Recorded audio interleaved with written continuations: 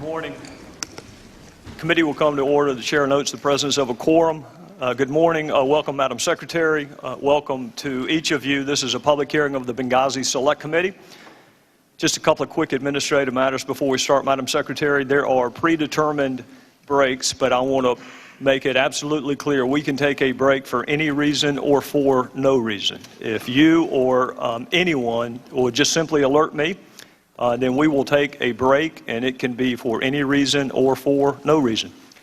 To our guests, we are happy to have you here. The witness deserves to hear the questions, and the members deserve to hear the answers. So proper decorum must be observed at all times. No reaction to questions or answers. No disruptions. Some committees take an incremental approach to decorum.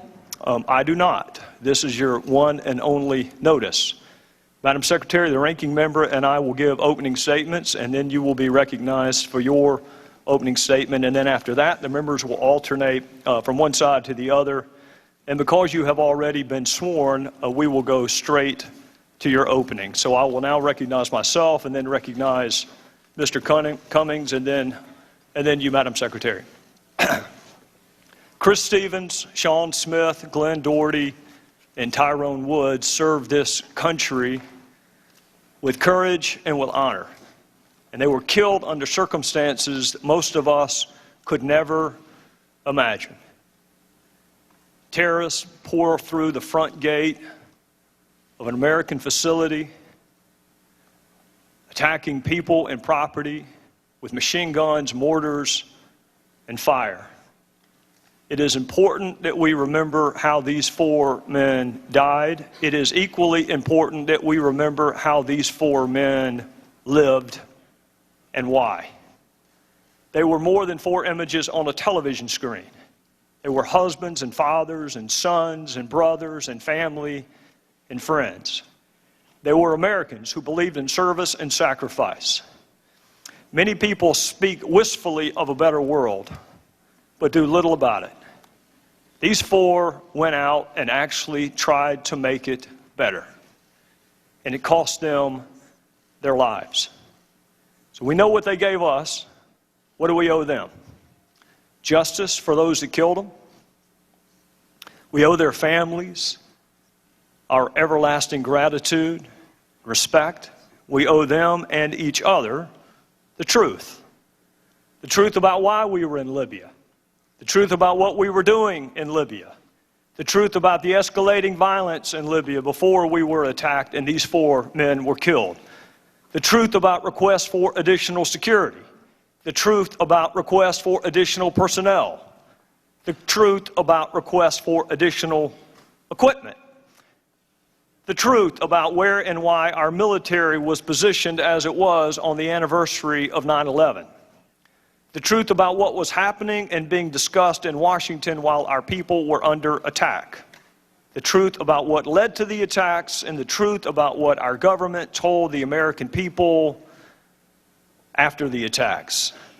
Why were there so many requests for more security personnel and equipment, and why were those requests denied in Washington? Why did the State Department, compound and facility, not even come close to meeting proper security specifications? What policies were we pursuing in Libya that required a physical presence in spite of the escalating violence? Who in Washington was aware of the escalating violence? What precautions, if any, were taken on the anniversary of 9/11? What happened in Washington after the first attack, and what was our response to that attack? What did the military do or not do? What did our leaders in Washington do or not do, and when? Why was the American public given such divergent accounts of what caused these attacks? And why is it so hard to get information from the very government these four men represented, served, and sacrificed for? Even after an accountability review board and a half-dozen congressional investigations, these and other questions still lingered. And these questions lingered because previous investigations were not thorough. These questions lingered because those previous investigations were narrow in scope and either incapable or unwilling to access the facts and evidence necessary to answer all relevant Question. So the House of Representatives, including some Democrats, I hasten to add, asked this committee to write the final definitive accounting of what happened in Benghazi.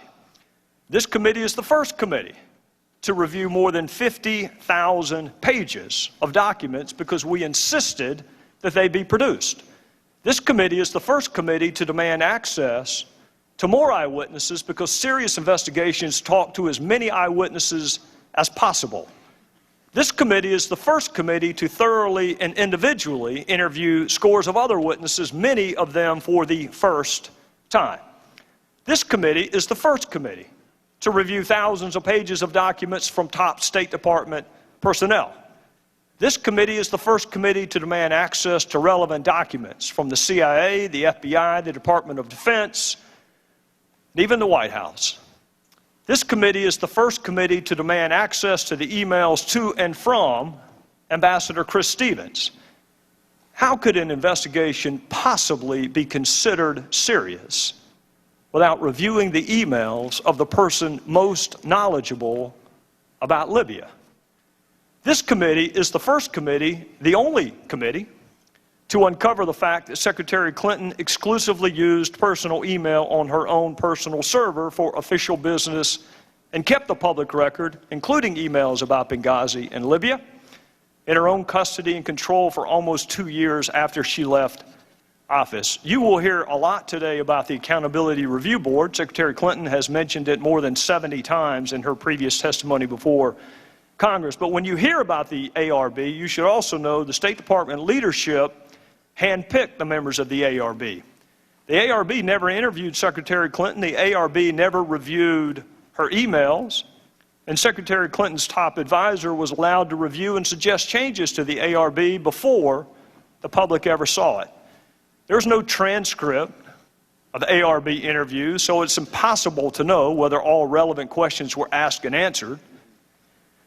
And because there's no transcript, it is also impossible to cite the ARB interviews with any particularity at all.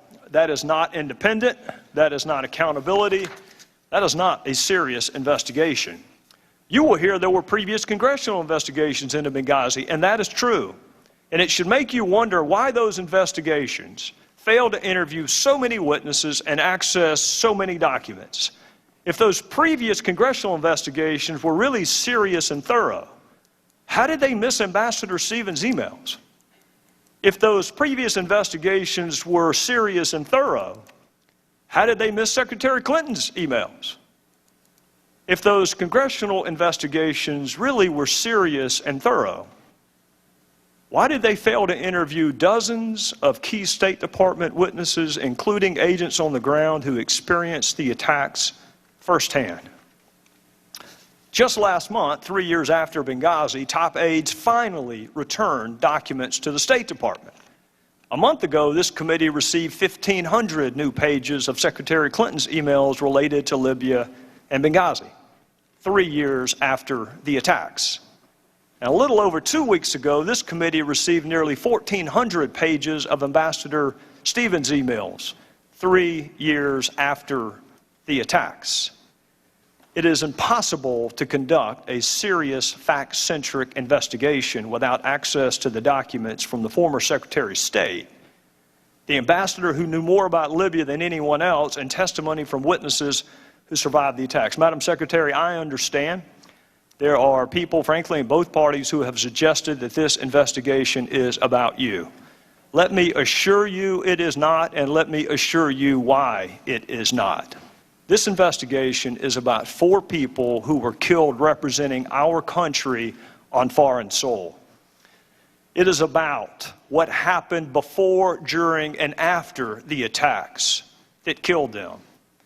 It is about what this country owes to those who risk their lives to serve it. And it is about the fundamental obligation of government to tell the truth, always, to the people that it purports to represent. Madam Secretary, not a single member of this committee signed up to investigate you or your email. We signed up to investigate and therefore honor the lives of 4 people that we sent into a dangerous country to represent us and to do everything we can to prevent it from happening to others. Our committee has interviewed 100 witnesses. Not a single one of them has been named Clinton until today. You were the Secretary of State for this country at all relevant times. So, of course, the committee is going to want to talk to you. You are an important witness. You are one important witness among 100 important witnesses. And I do understand you wanted to come sooner than today, so let me be clear why that did not happen. You had an unusual email arrangement, which meant the State Department could not produce your emails to us. You made exclusive use of personal email and a personal server. And when you left the State Department, you kept the public record to yourself for almost 2 years. And it was you and your attorneys who decided what to return and what to delete. Those decisions were your decisions, not our decisions. It was only in March of this year we learned of this email arrangement. And since we learned of this email arrangement, we have interviewed dozens of witnesses, only one of whom was solely related to your email arrangement. And that was the shortest interview of all, because that witness invoked his Fifth Amendment privilege against incrimination. Making sure the public record is complete is what serious investigations do, so it was important and remains important that this committee have access to all of Ambassador Stevens' emails, the emails of other senior leaders and witnesses, and it is important to gain access to all of your emails, Madam Secretary. Your emails are no less or no more important than the emails of anyone else. It just took us a little bit longer to get them, and it garnered a little more attention in the process. I want you to take note during this hearing how many times congressional Democrats call on this administration to make long-awaited documents available to us. They won't. Take note of how many witnesses congressional Democrats ask us to schedule for interview. They won't. We would be much closer to finding out what happened and writing the final definitive report if Democrats on this committee had helped us just a little bit pursue the facts. But if the Democrats on this committee had their way, dozens of witnesses never would have been interviewed. Your public record would still be private. Thousands of documents never would have been accessed. And we wouldn't have the emails of our own ambassador. That may be smart politics, but it is a lousy way to run a serious investigation. There are certain characteristics that make our country unique in the annals of history. We are the greatest experiment in self-governance the world has ever known. And part of that self-governance comes self-scrutiny, even of the highest officials. Our country is strong enough to handle the truth, and our fellow citizens expect us to pursue the truth wherever the facts take us. So this committee is going to do what we pledged to do and what should have been done, frankly, a long time ago, which is interview all relevant witnesses, examine all relevant evidence, and access all relevant documents.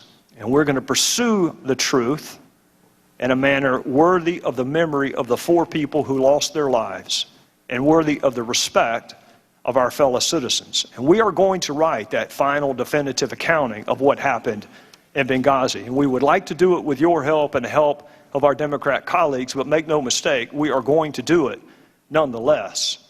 Because understanding what happened in Benghazi goes to the heart of who we are as a country and the promises we make to those that we send into harm's way. They deserve the truth. They deserve the whole truth. They deserve nothing but the truth. The people we work for deserve the truth. The friends and family of the 4 who lost their lives deserve the truth.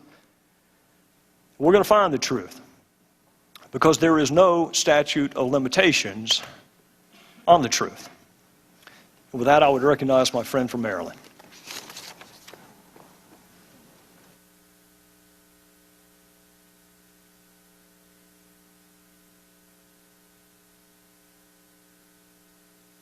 The truth, the whole truth, and nothing but the truth.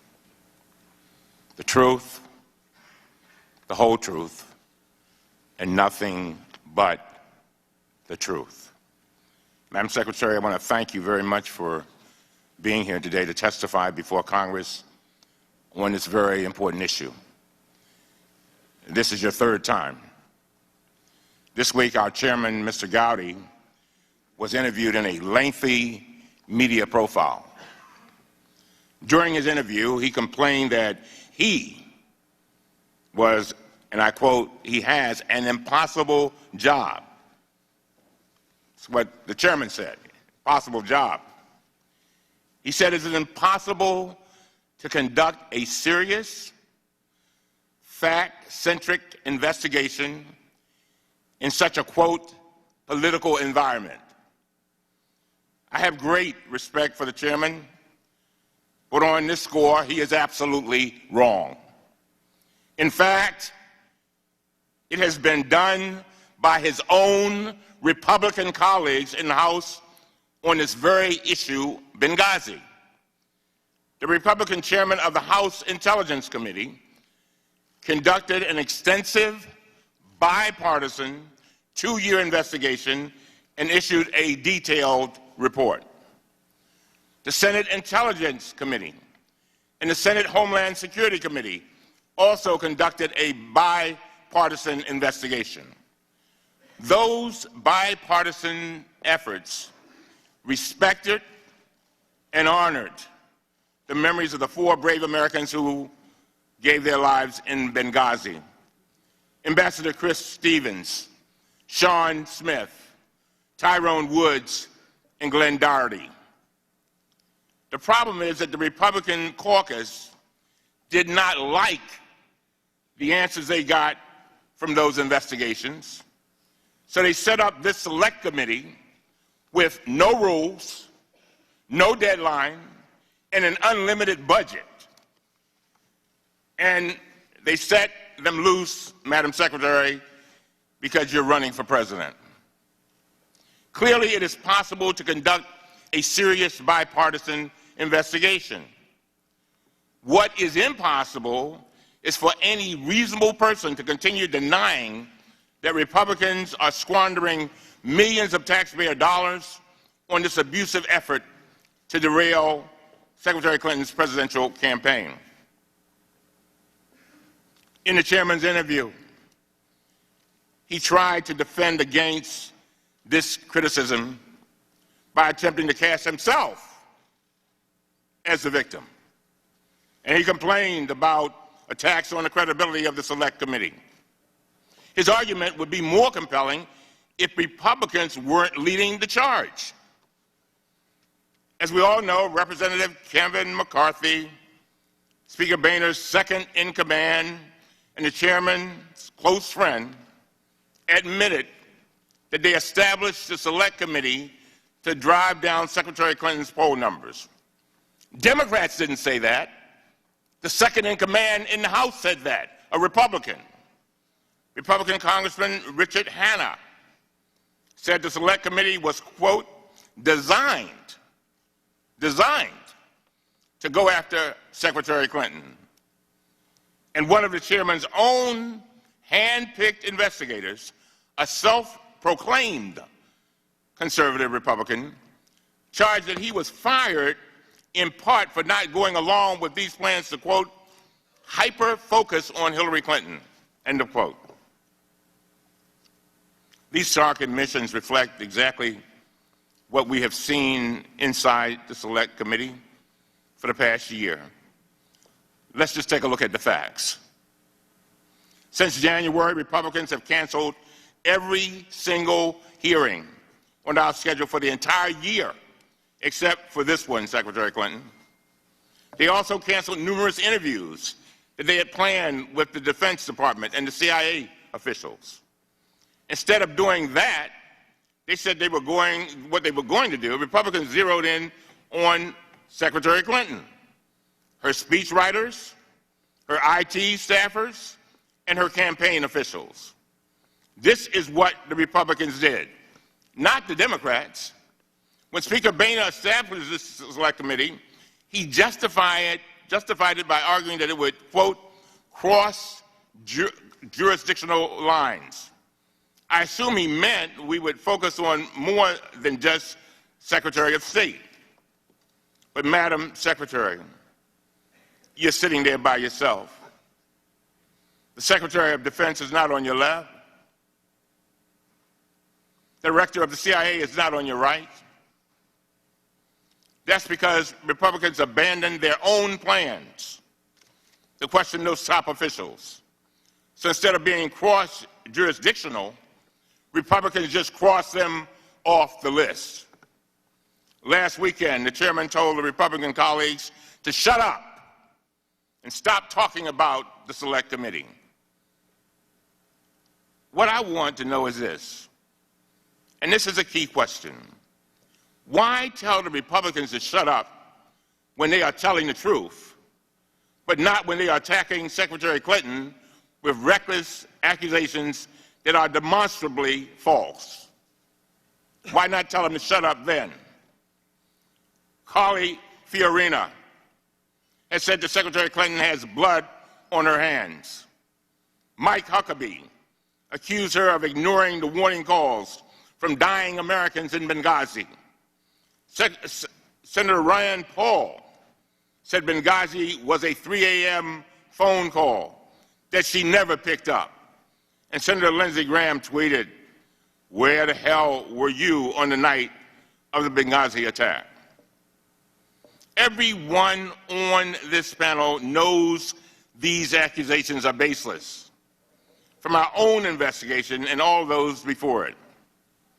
Yet, Republican members of this Select Committee remain silent. On Monday, the Democrats issued a report showing that none of the 54 witnesses the committee interviewed substantiated these wild Republican claims. Secretary Clinton did not order the military to stand down, and she neither approved nor denied requests for additional security. I ask that our report be included in the official record for today's hearing, Mr. Chairman. Without objection.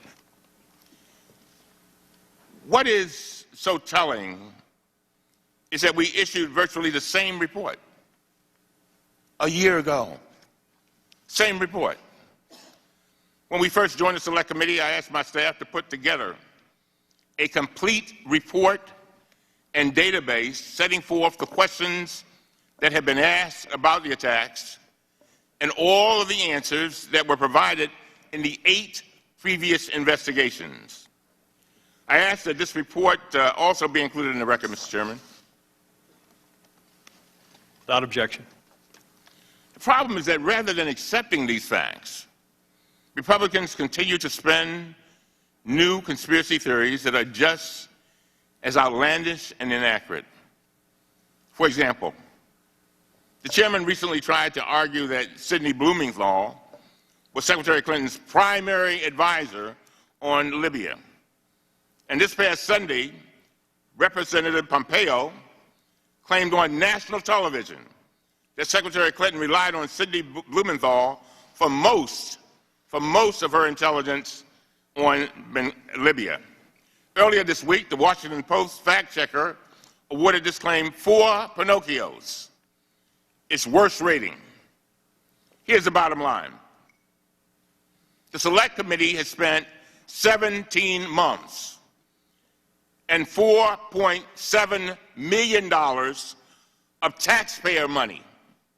We've held 4 hearings and conducted 54 interviews and depositions. Yes, we have received some new emails from Secretary Clinton, Ambassador Stevens, and others. And yes, we have conducted some new interviews. But these documents and interviews do not show any nefarious activity. In fact, it's just the opposite. The new information we have obtained confirms and corroborates the core facts we already knew from 8 previous investigations. They provide more detail, but they do not change the basic conclusions. It is time now for the Republicans to end this taxpayer-funded fishing expedition. We need to come together and shift from politics to policy. That's what the American people want, shifting from politics to policy. We need to finally make good on our promises to the families. And the families only asked us to do three things. One, do not make this a political football. Two, find the facts. Three, do everything in your power to make sure that this does not happen again. And so we need to start focusing on what we here in Congress can do to improve the safety and security of our diplomatic corps in the future. And with that, Mr. Chairman, I yield back. Chair, thanks to the gentleman from Maryland. Madam Secretary, you are recognized for your opening statement. Thank you, Mr. Chairman, Ranking Member Cummings, members of this committee. The terrorist attacks at our diplomatic compound and later at the CIA post in Benghazi, Libya on September 11, 2012, took the lives of 4 brave Americans: Ambassador Chris Stevens, Sean Smith, Glenn Doherty, and Tyrone Woods. I'm here to honor the service of those 4 men, the courage of the Diplomatic Security Agency and the CIA officers who risked their lives that night, and the work their colleagues do every single day all over the world. I knew and admired Chris Stevens. He was one of our nation's most accomplished diplomats. Chris's mother liked to say that he had sand in his shoes because he was always moving, always working, especially in the Middle East that he came to know so well. When the revolution broke out in Libya, we named Chris as our envoy to the opposition. There was no easy way to get him into Benghazi to begin gathering information and meeting those Libyans who were rising up against the murderous dictator Gaddafi. But he found a way to get himself there on a Greek cargo ship, just like a 19th century American envoy. But his work was very much 21st century hard-nosed diplomacy. It is a testament to the relationships that he built in Libya that on the day following the awareness of his death, tens of thousands of Libyans poured into the streets in Benghazi. They held signs reading, "Thugs don't represent Benghazi or Islam. Sorry, people of America, this is not the behavior of our Islam or our prophet." Chris Stevens, a friend to all Libyans. Although I didn't have the privilege of meeting Sean Smith personally, he was a valued member of our State Department family. An Air Force veteran, he was an information management officer who had served in Pretoria, Baghdad, Montreal, and The Hague. Tyrone Woods and Glenn Doherty worked for the CIA. They were killed by mortar fire at the CIA's outpost in Benghazi, a short distance from the diplomatic compound. They were both former Navy SEALs and trained paramedics with distinguished records of service, including in Iraq and Afghanistan. As Secretary of State, I had the honor to lead and the responsibility to support nearly 70,000 diplomats and development experts across the globe. Losing any one of them, as we did in Iraq, Afghanistan, Mexico, Haiti, and Libya, during my tenure was deeply painful for our entire State Department and USAID family, and for me personally. I was the one who asked Chris to go to Libya as our envoy. I was the one who recommended him to be our ambassador to the president. After the attacks, I stood next to President Obama as Marines carried his casket and those of the other 3 Americans off the plane at Andrews Air Force Base. I took responsibility.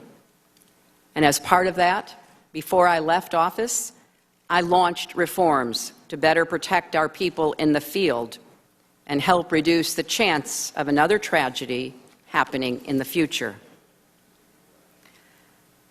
What happened in Benghazi has been scrutinized by a nonpartisan, hard-hitting accountability review board, 7 prior congressional investigations, multiple news organizations, and of course, our law enforcement and intelligence agencies. So today, I would like to share 3 observations about how we can learn from this tragedy and move forward as a nation. First, America must lead in a dangerous world, and our diplomats must continue representing us in dangerous places.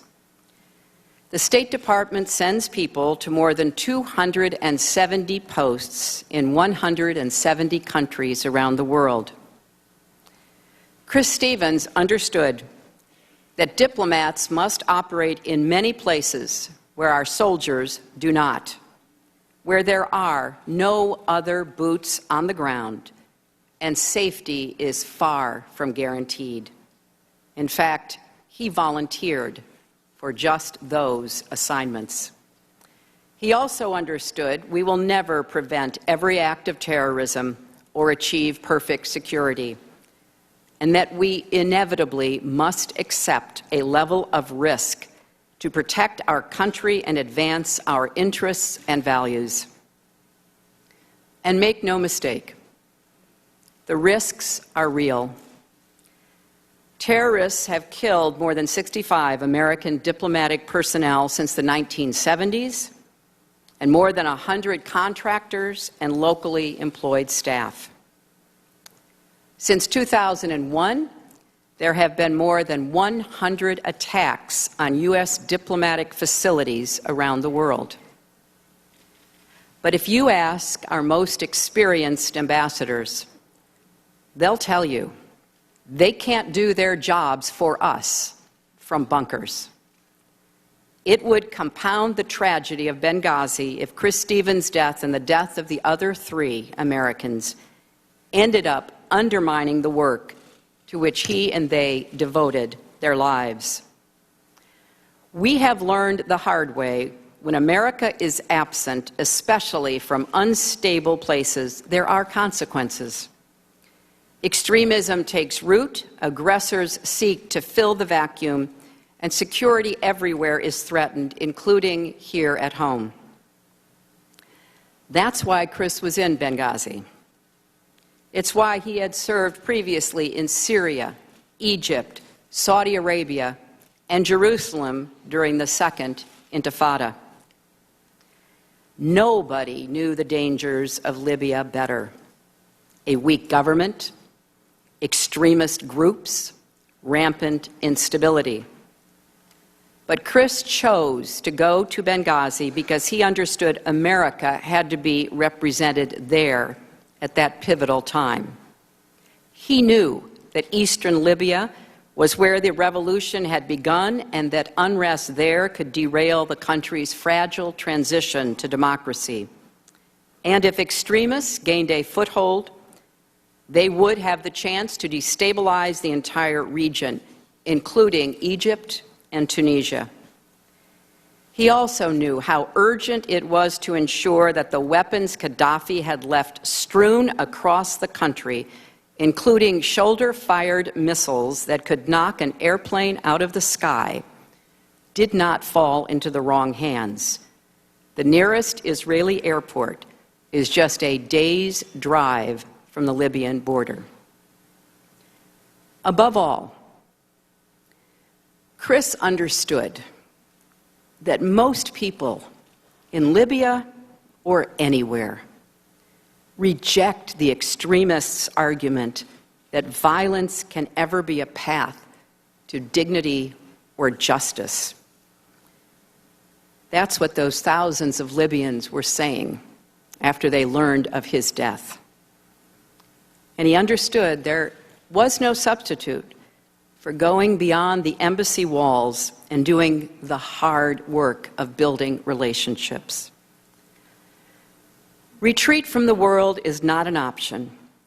America cannot shrink from our responsibility to lead. That doesn't mean we should ever return to the go-it-alone foreign policy of the past, a foreign policy that puts boots on the ground as a first choice rather than a last resort. Quite the opposite. We need creative, confident leadership that harnesses all of America's strengths and values, leadership that integrates and balances the tools of diplomacy, development, and defense. And at the heart of that effort must be dedicated professionals like Chris Stevens and his colleagues, who put their lives on the line for a country, our country, because they believed, as I do, that America is the greatest force for peace and progress the world has ever known. My second observation is this: we have a responsibility to provide our diplomats with the resources and support they need to do their jobs as safely and effectively as possible. After previous deadly attacks, leaders from both parties and both branches of government came together to determine what went wrong and how to fix it for the future. That's what happened during the Reagan administration, when Hezbollah attacked our embassy and killed 63 people, including 17 Americans. And then in a later attack, attacked our Marine barracks and killed so many more. Those two attacks in Beirut resulted in the deaths of 258 Americans. It's what happened during the Clinton administration when al-Qaeda bombed our embassies in Kenya and Tanzania, killing more than 200 people, wounding more than 2,000 people, and killing 12 Americans. And it's what happened during the Bush administration after 9/11. Part of America's strength is we learn, we adapt, and we get stronger. After the Benghazi attacks, I asked Ambassador Thomas Pickering, one of our most distinguished and longest-serving diplomats, along with Admiral Mike Mullen, the former chairman of the Joint Chiefs of Staff appointed by President George W. Bush, to lead an accountability review board. This is an institution that the Congress set up after the terrible attacks in Beirut. There have been 18 previous accountability review boards. Only 2 have ever made any of their findings public. The one following the attacks on our embassies in East Africa, and the one following the attack on Benghazi. The Accountability Review Board did not pull a single punch. They found systemic problems and management deficiencies in 2 State Department bureaus. And the review board recommended 29 specific improvements. I pledged that by the time I left office, every one would be on the way to implementation. And they were. More Marines were slated for deployment to high-threat embassies. Additional diplomatic security agents were being hired and trained. And Secretary Kerry has continued this work. But there is more to do, and no administration can do it alone. Congress has to be our partner, as it has been after previous tragedies. For example, the Accountability Review Board and subsequent investigations have recommended improved training for our officers before they deploy to the field. But efforts to establish a modern joint training center are being held up by Congress. The men and women who serve our country deserve better. Finally, there is one more observation I'd like to share. I traveled to 112 countries as Secretary of State. Every time I did, I felt great pride and honor representing the country that I love. We need leadership at home to match our leadership abroad. Leadership that puts national security ahead of politics and ideology. Our nation has a long history of bipartisan cooperation on foreign policy and national security. Not that we always agree, far from it. But we do come together when it counts. As Secretary of State, I worked with the Republican chairman of the Senate Foreign Relations Committee to pass a landmark nuclear arms control treaty with Russia. I worked with the Republican leader, Senator Mitch McConnell, to open up Burma, now Myanmar, to democratic change. I know it's possible to find common ground because I have done it. We should debate on the basis of fact, not fear. We should resist denigrating the patriotism or loyalty of those with whom we disagree. So I'm here. Despite all the previous investigations and all the talk about partisan agendas, I'm here to honor those we lost and to do what I can to aid those who serve us still. My challenge to you, members of this committee, is the same challenge I put to myself. Let's be worthy of the trust the American people have bestowed upon us. They expect us to lead, to learn the right lessons, to rise above partisanship, and to reach for statesmanship. That's what I try to do every day as Secretary of State, and it's what I hope we will all strive for here today and into the future. Thank you. Thank you, Madam Secretary. I did not cut off your opening at all, nor would I think about doing so, because the subject matter is critically important and you deserve to be heard. I would just simply note that, and I don't plan on cutting off any of your answers.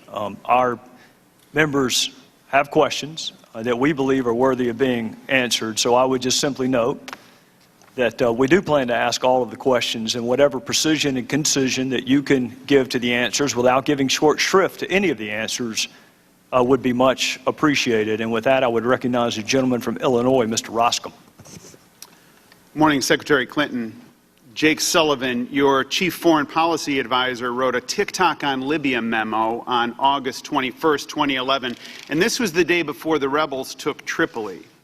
He titles it, quote, Secretary Clinton's leadership on Libya, in which he describes you as, quote, a critical voice and, quote, the public face of the U.S. effort in Libya, and instrumental in tightening the noose around Gaddafi and his regime. But that didn't come easy, did it? Because you faced considerable opposition, and I can pause while you're reading your notes from your staff. One thing at a time, Congressman. Thanks.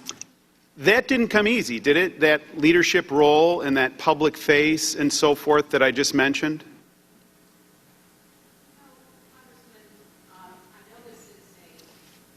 I know this is an issue that the committee has raised, and it really boils down to why were we in Libya? Why did the United States join with our NATO and European allies, join with our Arab partners to protect the people of Libya against the murderous planning of Gaddafi? Why did we take a role alongside our partners in doing so? There were a number of reasons for that, and I think it is important to remind the American people where we were at the time when the people of Libya, like people across the region, rose up demanding freedom and democracy, a chance to chart their own futures. And Gaddafi threatened them with genocide, with hunting them down like cockroaches.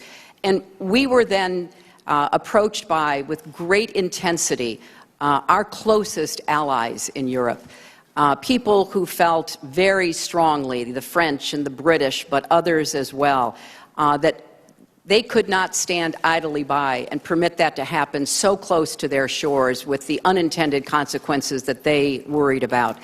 And they asked for the United States to help. We did not immediately say yes. We did an enormous amount of due diligence in meeting with not only our European and Arab partners, but also with those who were heading up what was called the Transitional National Council. And we had experienced diplomats who were digging deep into what was happening in Libya and what the possibilities were before we agreed to provide very specific, limited help to the European and Arab efforts. We did not put one American soldier on the ground. We did not have one casualty. And in fact, I think by many measures, the cooperation between NATO and Arab forces was quite remarkable and something that we want to learn more lessons from. Secretary Clinton, you were meeting with opposition within the State Department from very senior career diplomats, in fact, and they were saying that it was going to produce a net negative for U.S. military intervention. For example, in a March 9, 2011 email discussing what has become known as the Libya Options Memo, Ambassador Stephen Mull, then the Executive Secretary of the State Department, and one of the top career diplomats said this: "In the case of our diplomatic history, when we've provided material or tactical military support to people seeking to drive their leaders from power, no matter how just their cause, it's tended to produce net negatives for our interests over the long term in those countries." Now, we'll come back to that in a minute, but you overruled those career diplomats. I mean, they report to you, and you're the chief diplomat of the United States. Go ahead and read the note if you need to. I have to. I'm not done with my question. I'm just giving you the courtesy of reading your notes. That's all right. All right. They were pushing back, but you overcame those objections. But then you had another big obstacle, didn't you? And that was the White House itself. There were senior voices within the White House that were opposed to military action. Vice President Biden, Department of Defense, Secretary Gates, the National Security Council, and so forth. But you persuaded President Obama to intervene militarily. Isn't that right? Well, Congressman, I think it's important to point out there were many in the State Department who believed it was very much in America's interests and in furtherance of our values to protect the Libyan people, to join with our European allies and our Arab partners. The ambassador, who had to be withdrawn from Libya because of direct attack or direct threats to his physical safety, but who knew Libya very well, Ambassador Kretz, was a strong advocate for doing what we could to assist the Europeans and the Arabs. I think it's fair to say there were concerns and there were varying opinions about what to do, how to do it, and the like. At the end of the day, this was the President's decision, and all of us fed in our views. I did not favor it until I had done, as I said, the due diligence, speaking with not just people within our government and within the governments of all of the other nations who were urging us to assist them, but also meeting in person with the gentleman who had assumed a lead role in the Transitional National Council. So it is, of course, fair to say this was a difficult decision. I wouldn't sit here and say otherwise, and there were varying points of view about it. But at the end of the day, in large measure, because of the strong appeals from our European allies, the Arab League passing a resolution urging that the United States and NATO join with them, those were unprecedented requests. And we did decide, or in recommending to the President, that there was a way to do it. The President, I think, very clearly had a limited instruction about how to proceed. And the first planes that flew were French planes. And I think what the United States provided was some of our unique capacity. But the bulk of the work militarily was done by Europeans and Arabs. Well, I think you're underselling yourself. You got the State Department on board, you convinced the President, you overcame the objections of Vice President Biden and Secretary of Defense Gates.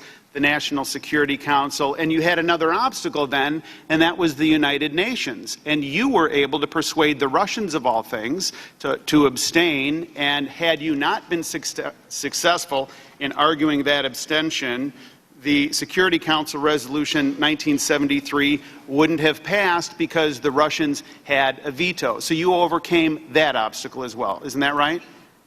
Well, Congressman, it is right that after doing my due diligence and reviewing the various options and the potential consequences of pursuing each of them, I was in favor of the United States joining with our European allies and our Arab partners, and I also was in favor of obtaining UN Security Council support because I thought that would provide greater legitimacy.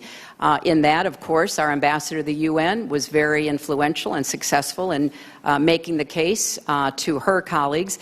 But this was at the behest of and the direction of the President once he was presented with the varying arguments. And you presented Congressman, the argument. I have been in a number of Situation Room discussions. I remember very well the very intense conversation over whether or not to launch the Navy SEALs against the compound we thought in Abbottabad that might house bin Laden. There was a split in the advisors around the President. Eventually, the President makes the decision.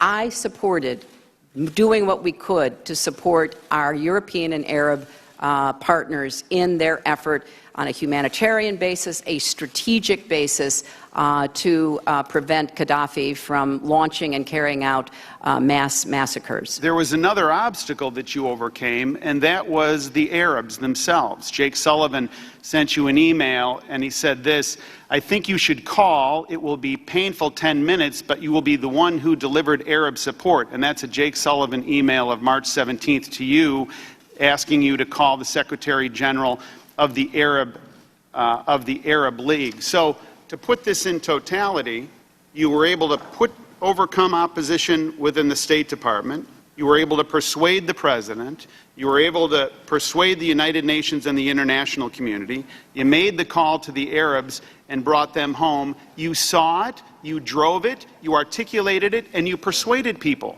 Did I get that wrong? Well, Congressman, I was the Secretary of State. My job was to conduct the diplomacy, and the diplomacy consisted of a long series of meetings and phone calls, both here in our country and abroad, to take the measure of what people were saying and whether they meant it. We had heard sometimes before from countries saying, well, the United States should go do this. And when we'd say, well, what will you do in support of us? There was not much coming forth. This time, if they wanted us to support them in what they saw as an action vital to their respective national security interests, I wanted to be sure that they were going to bear the bulk of the load. And in fact, they did. What the United States did, as I've said, was use our unique capacities.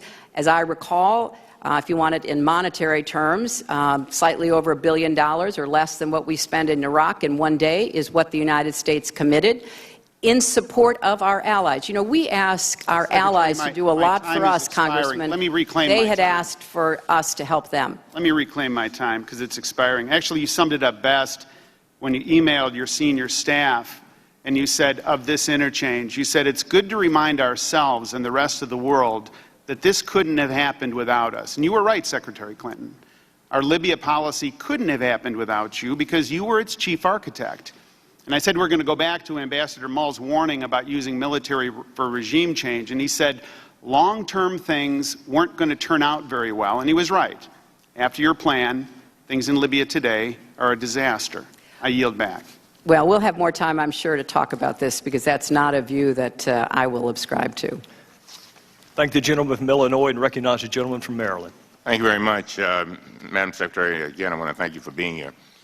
I want to start with the number one question that Republicans claim has not been answered in 8 previous investigations. Yesterday, the chairman wrote an op-ed, and he said this is his top unanswered question about Benghazi. And it is, and I quote, why our people in Libya and Benghazi made so many requests for additional security personnel, and equipment and why those requests were denied? I'm going to give you a chance to answer that in a minute. Secretary Clinton, as you know, this exact question has been asked many times and answered many times.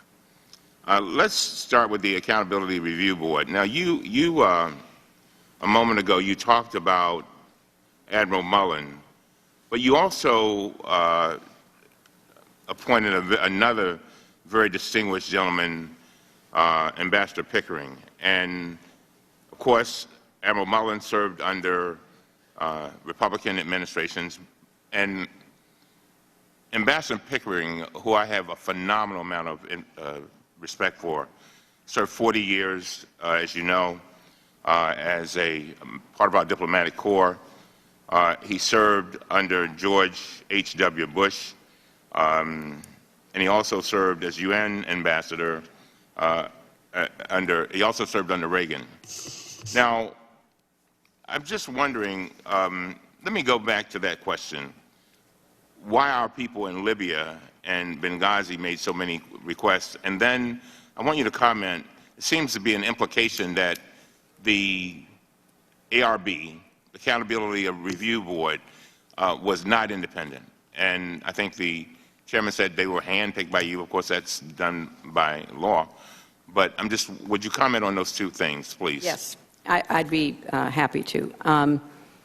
You know, as I said in my opening statement, I take responsibility for what happened in Benghazi. I felt a responsibility for all 70,000 people working at the State Department and USAID. I take that very seriously. As I said with respect to security requests in Benghazi back when I testified in January of 2013, those requests and issues related to security were rightly handled by the security professionals in the department. I did not see them. I did not approve them. I did not deny them. Ambassador Pickering and Admiral Mullen make this case very clearly in their testimony before your committee and in their public comments. These issues would not ordinarily come before the Secretary of State, and they did not in this case. As Secretary, I was committed to taking aggressive measures to ensure our personnel's and facilities were as safe as possible. And certainly when the nonpartisan, critical report from the Accountability Review Board came forward, I took it very seriously, and that's why I embraced all of their recommendations and created a new position within the Diplomatic Security Bureau specifically to evaluate how. I think it's important also to mention, Congressman, that the diplomatic security professionals who are reviewing these requests, along with those who are serving in war zones and hotspots around the world, have great expertise and experience in keeping people safe. If you go on CODELs, they are the ones who plan your trip to keep you safe. They certainly did that for me. But most importantly, that's what they do every day for everybody who serves our country as a diplomat or development professional. And I was not going to second-guess them. I was not going to substitute my judgment, which is not based on experience that they have in keeping people safe, for theirs. And the changes that were recommended by the Accountability Review Board are ones that we thought made sense and began quickly to implement. Now, the ARB, after conducting, Madam Secretary, more than 100 interviews, identified specific employee and a specific employee at the State Department who denied these requests. It was Deputy Assistant Secretary of the Bureau of Diplomatic Security, Charlene Lamb, and again, she did come before the Oversight Committee. The ARB report was very critical of her. It was also critical of her two supervisors, Principal Deputy Assistant Secretary and the Assistant Secretary for Diplomatic Security. The Oversight Committee found the same answer as the ARB. It found that this official denied these requests and it found no evidence that you approved or denied them. The problem is that Republicans just keep asking the same question over and over again and pretend they don't know the answer. In 2013, the Republican chairman of 5 House committees issued a report falsely accusing you personally of denying these requests in a cable over your signature. The next day, the chairman of the Oversight Committee, Darrell Issa, went on national television and accused you of the same thing. Can we play that clip, please?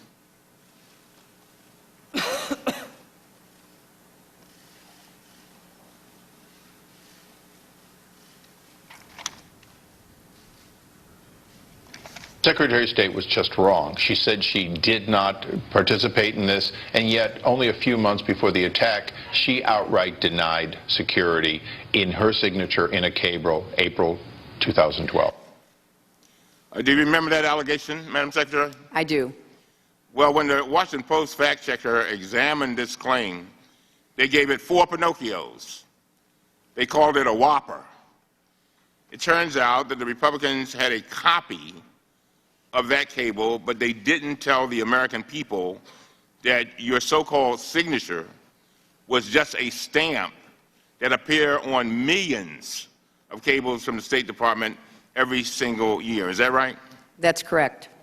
Now, Madam Secretary, my goal has always been to gather facts and to defend the truth, the whole truth and nothing but the truth. Last year, I asked our staff to compile an asked and answered database, and this specific issue was answered thoroughly. On Monday, we put out another report, and this issue was addressed yet again. But the Republicans want to keep this attack going, so they are now trying to argue that we have new emails that raise new questions. The truth is that we have reviewed these emails, and they don't contradict the previous conclusions. They confirm them. They corroborate them. We've reviewed emails from Ambassador Stevens, and they show that he asked Charlene Lamb for more security. Nothing we have obtained, not the new interviews or the new emails, changes the basic facts we have known for 3 years. Secretary Clinton, let me ask one final question, and please take as much time as you want to answer this. There's no evidence to support the Republican claims that you personally rejected security requests. So some have argued that since you knew the danger was increasing in Libya, you should have been in there making detailed decisions about whether there should be 5, 7, or even 9 security officers at any given post. Madam Secretary, I know you have answered over again. You might want to just elaborate and just I have a minute and 7 seconds. Well, thank you, Congressman. I think there has been some confusion, and I welcome the opportunity to try to clarify it to the best of my ability. With respect, as you rightly point out, the claims that were made about the cables, I think you have explained the fact, which is that it's the long-standing tradition of the State Department for cables from around the world to be sent to and sent from the State Department under the signature, over the signature of the Secretary of State. It's a stamp. It's just part of the tradition. There are millions of them, as you point out. They are sorted through and directed to the appropriate personnel. Very few of them ever come to my attention. None of them with respect to security regarding Benghazi did. Then the other point, which I thank you for raising so that perhaps I can speak to this one as well. There is, of course, information that we were obtaining about the increasingly dangerous environment in Libya, across the country, but in particular in eastern Libya. And we were aware of that, and we were certainly taking that into account.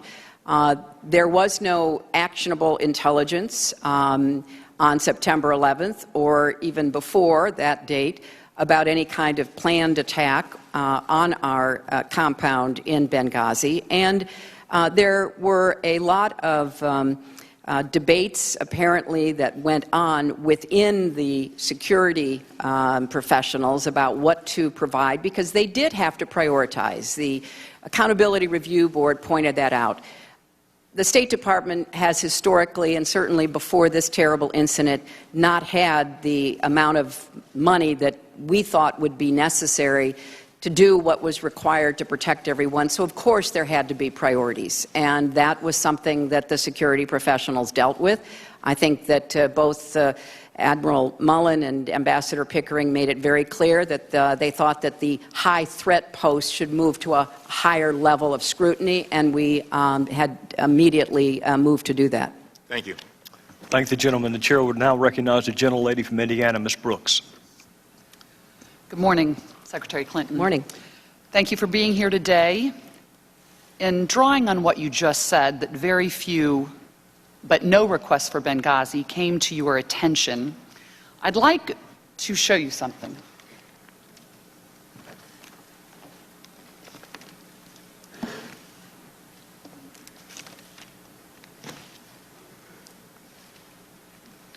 This pile represents the emails that you sent or received about Libya in 2011, from February through December of 2011. This pile represents the emails you sent or received from early 2012 until the day of the attack. There are 795 emails in this pile. We've counted them.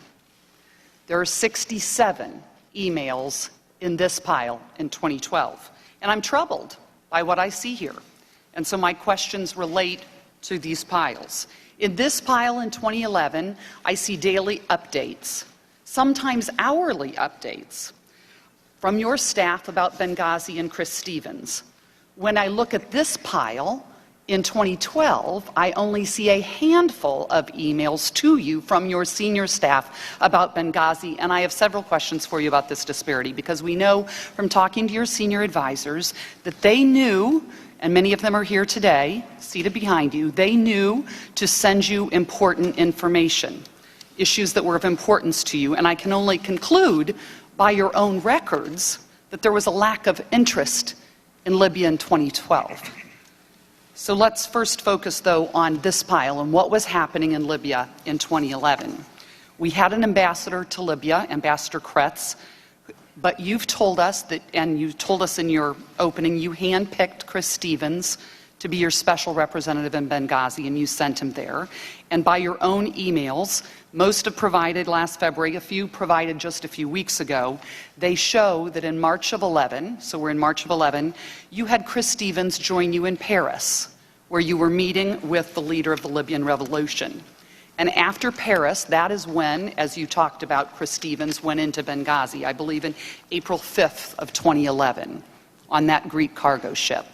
How long was he expected to stay? What were Chris Stevens' orders from you about Libya and about Benghazi specifically? Chris Stevens was asked to go to Benghazi to do reconnaissance, to try to figure out who were the leaders of the insurgency who were based in Benghazi, what their goals were, what they understood would happen if they were successful. It was, as I said, the hard-nosed 21st century diplomacy that is rooted in the old-fashioned necessary work of building relationships and gathering information. How long was he anticipated to stay in Benghazi? Do you recall? It was open-ended.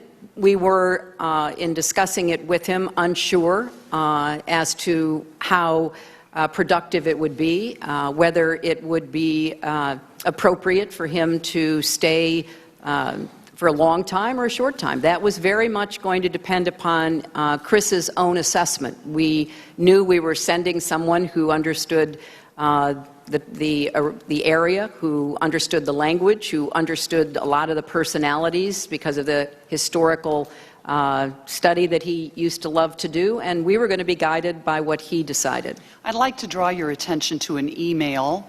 It's an email found at tab 1.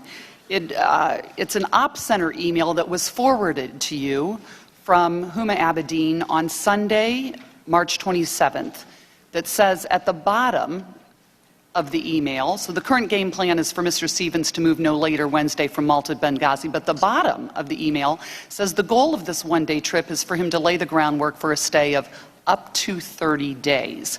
So just to refresh that recollection, I believe initially the goal was to go in for 30 days. Were you personally briefed on his security plan prior to him going into Libya? Because Yes, at that time, if I'm not mistaken, I'm sorry to interrupt, Gaddafi's forces were still battling the rebels, correct? Right. That's right. And so what were you personally briefed before you sent Mr. Stevens into Benghazi?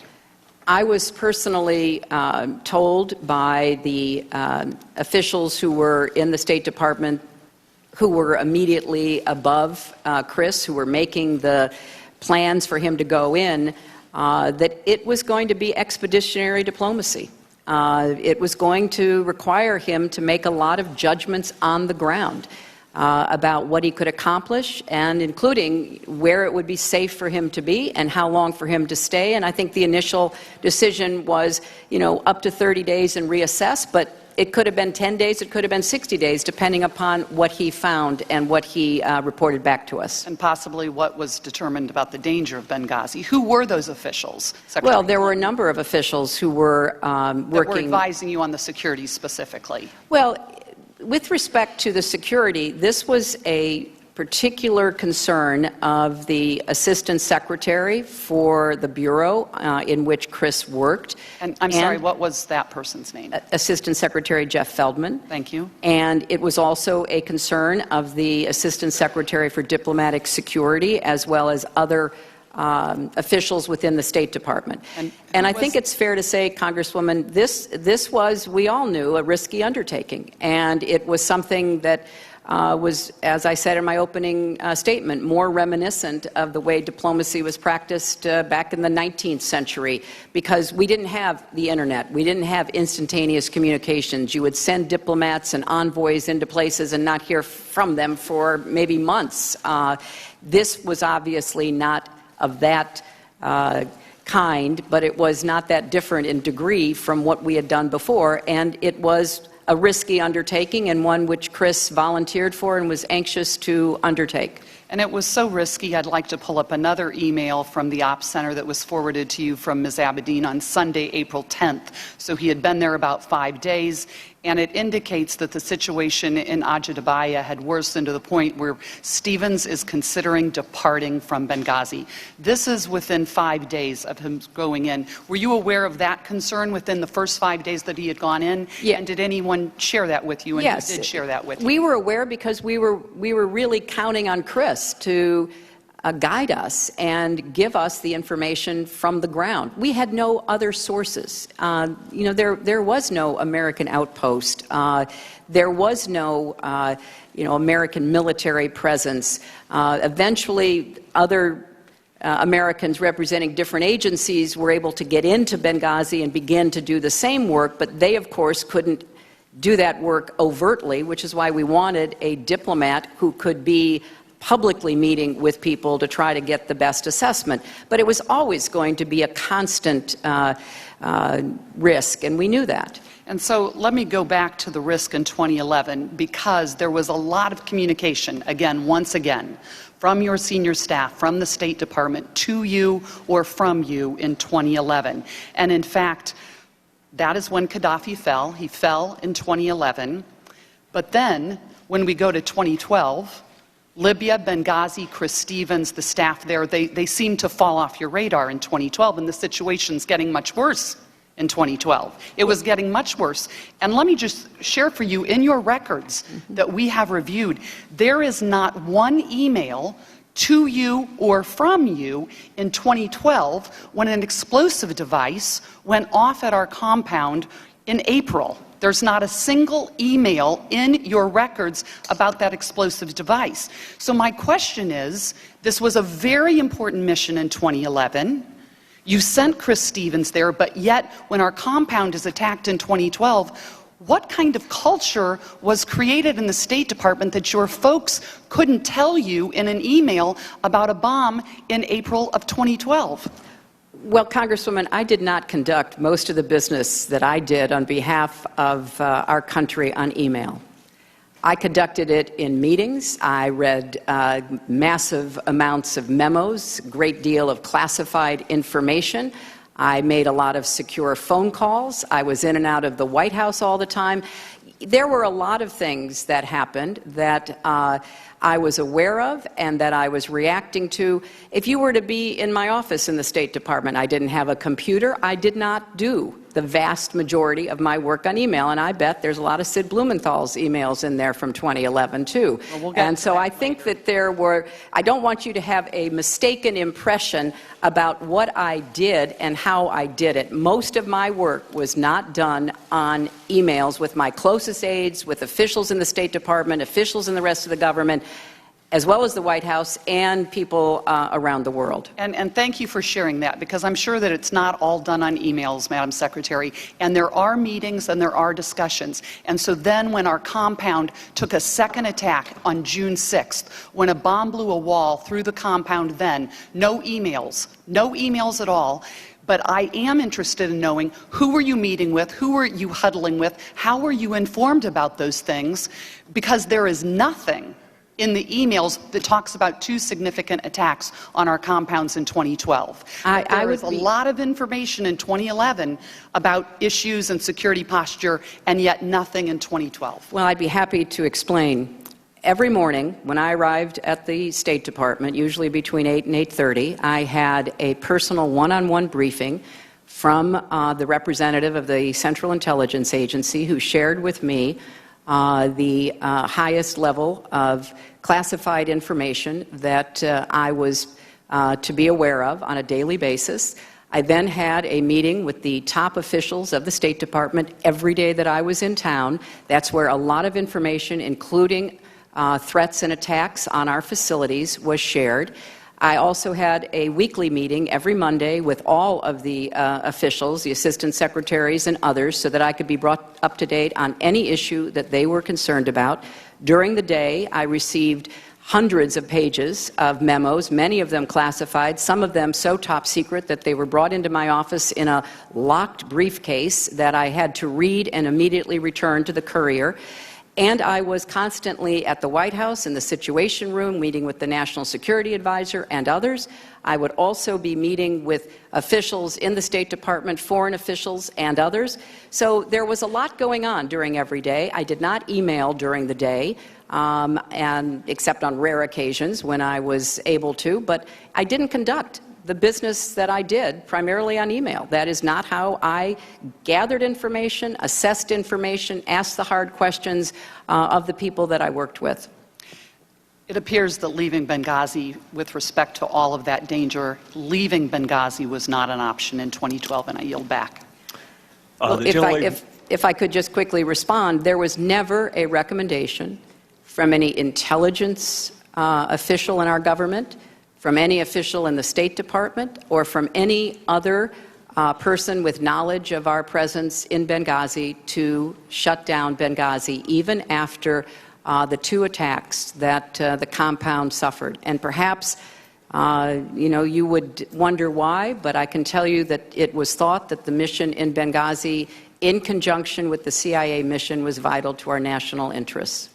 Gentlelady from Indiana yields back. Chair will now briefly recognize Mr. Cummings and then Ms. Duckworth. Thank you very much, Mr. Chairman. I just want to clarify, when I was asking Secretary Clinton a question a moment ago, I mentioned an email that had gone from Ambassador Chris Stevens to Deputy Secretary Lamb. What I meant to say was a cable, and I just wanted to make sure the record was clear. The record will reflect that. Ms. Duckworth.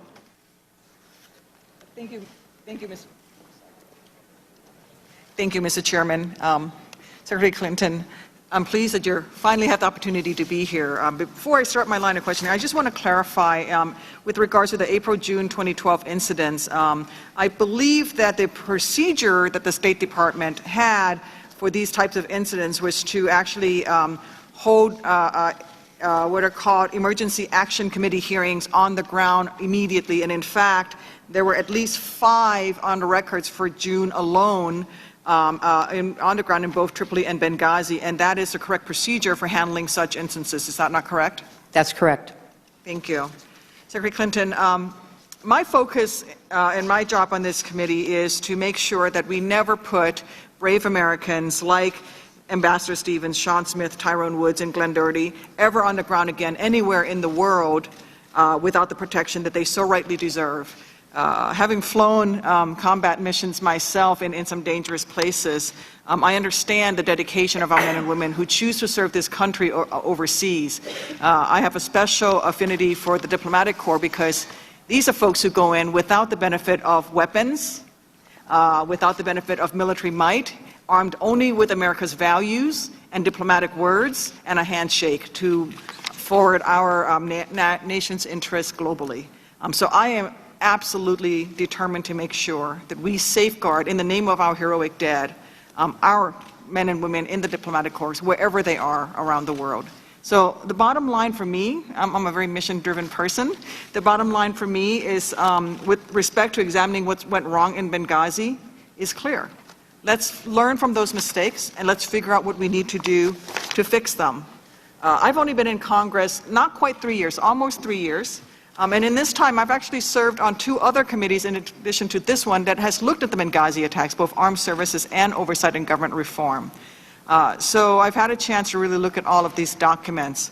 One of the things that I saw, and I'd like you to discuss this with you, is that the Department of State and the Department of Defense at the time seems to have not had the most ideal cooperation when it came to threat or security analysis. I do know, however, that over the past decade, they've established a tradition of working together on the ground in dangerous regions that has increased over time. However, as a member of the Armed Services Committee, which also looked at the Benghazi attacks, I'm concerned that the interagency cooperation between state and DoD was not sufficient in the weeks and months leading up to the September 11, 2012 attacks.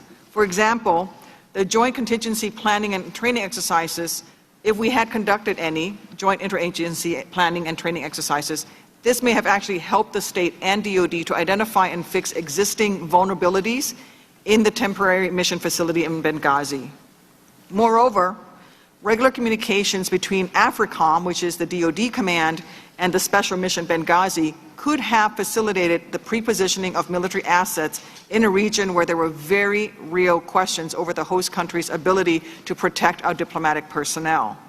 Secretary Clinton, within the weeks of the terrorist attacks in Benghazi happening, following that, I understand you partnered with the chairman of the Joint Chiefs of Staff to establish and deploy 5 interagency security assessment teams to assess our security posture and needs at least the 19 high-threat posts in 13 different countries.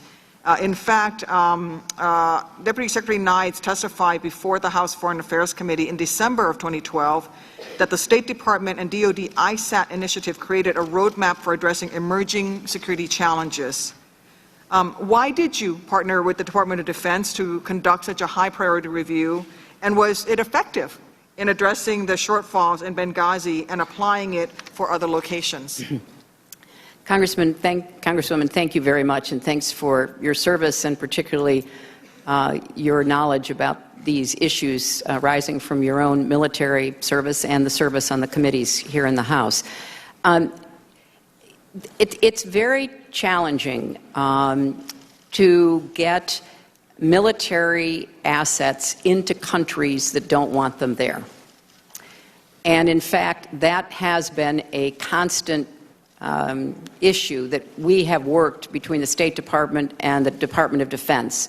The Libyans made it very clear from the very beginning they did not want any American military or any foreign military at all in their country.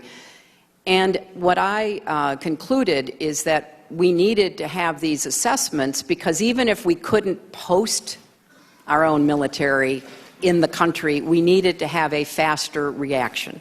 Now, I certainly agree 100% with the findings of the Armed Services Committee here in the House and other investigations. Our military did everything they could. They turned over every rock. They tried to deploy as best they could to try to get to Benghazi. It was beyond the geographic range. They didn't have assets nearby because we don't have a lot of installations and military personnel that are in that immediate region. So following what happened in Benghazi, the chairman of the Joint Chiefs, General Dempsey, and I agreed to send out mixed teams of our diplomatic security and their top security experts from the Defense Department to get a better idea of the 19 high-threat posts, and that's exactly what we did. And it gave us some guidance to try to have better planning ahead of time. I know Admiral Mullen testified that it would be beyond the scope of our military to be able to provide immediate reaction to 270 posts, but that's why we tried to narrow down. And, of course, we do get help from our military in war zones. The military has been incredibly supportive of our embassy in Kabul and our embassy in Baghdad. But we have a lot of hotspots now and very dangerous places that are not in military conflict areas where we have American military presence. So we wanted to figure out how we could get more quickly a fast reaction team to try to help prevent what happened in Benghazi. Thank you. So this ISAT process that the joint teams of DOD and state that goes out and initially looked at the 19 posts, that's great that they come out back with a report. It's kind of like, the 7 reports to this, and now we have another committee. We can keep having committees to look into Benghazi, but if we never act on them, it doesn't help our men and women on the ground, and that's what I'm focused on. So what I want to know is, with these ISATs, so when they came back with their recommendations to you, have they been resourced? Are they institutionalized? What has been done with this process so that it's not a snapshot in time in reaction to Benghazi attack?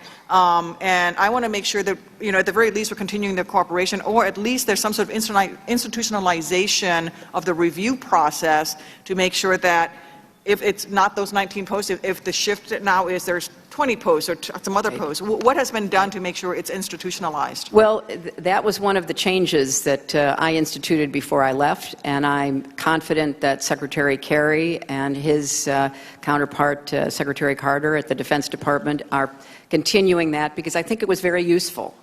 Certainly it was useful for our security professionals and our diplomats to be partnered in that way with the Defense Department. Historically, the only presence at some of our facilities has been Marines. And as you know well, Marines were there not for the purpose of personnel protection. They were there to destroy classified material and equipment.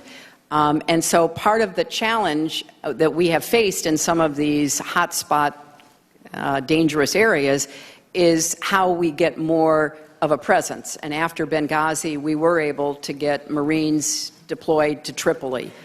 So this is a constant effort between the State Department and the Defense Department, but it's my strong belief that the ISAT process has been and should be institutionalized, and we should keep learning from it. I'd like to touch on the quadrennial reviews. Again, coming from Armed Services, even as a young platoon leader out in a platoon, we got and read the Defense Quadrennial Review, which is a review that happens on a periodic basis that gives the individual soldier an idea of what the Defense Department is trying to do. And I understand you initiated something similar in the State Department. And this goes to, there's been discussion already about the culture at the State Department, especially when it comes to security. I find that the Department of Defense Quadrennial Defense Review is very good at instilling culture throughout the department. Mm-hmm. Can you talk a little bit about how and why you decided to do the review for the State Department? Was it useful? Is it useful? Is it getting out there? Is it a waste of time and we shouldn't be wasting money on it and we should be doing something else? Well, I hope it's not the latter.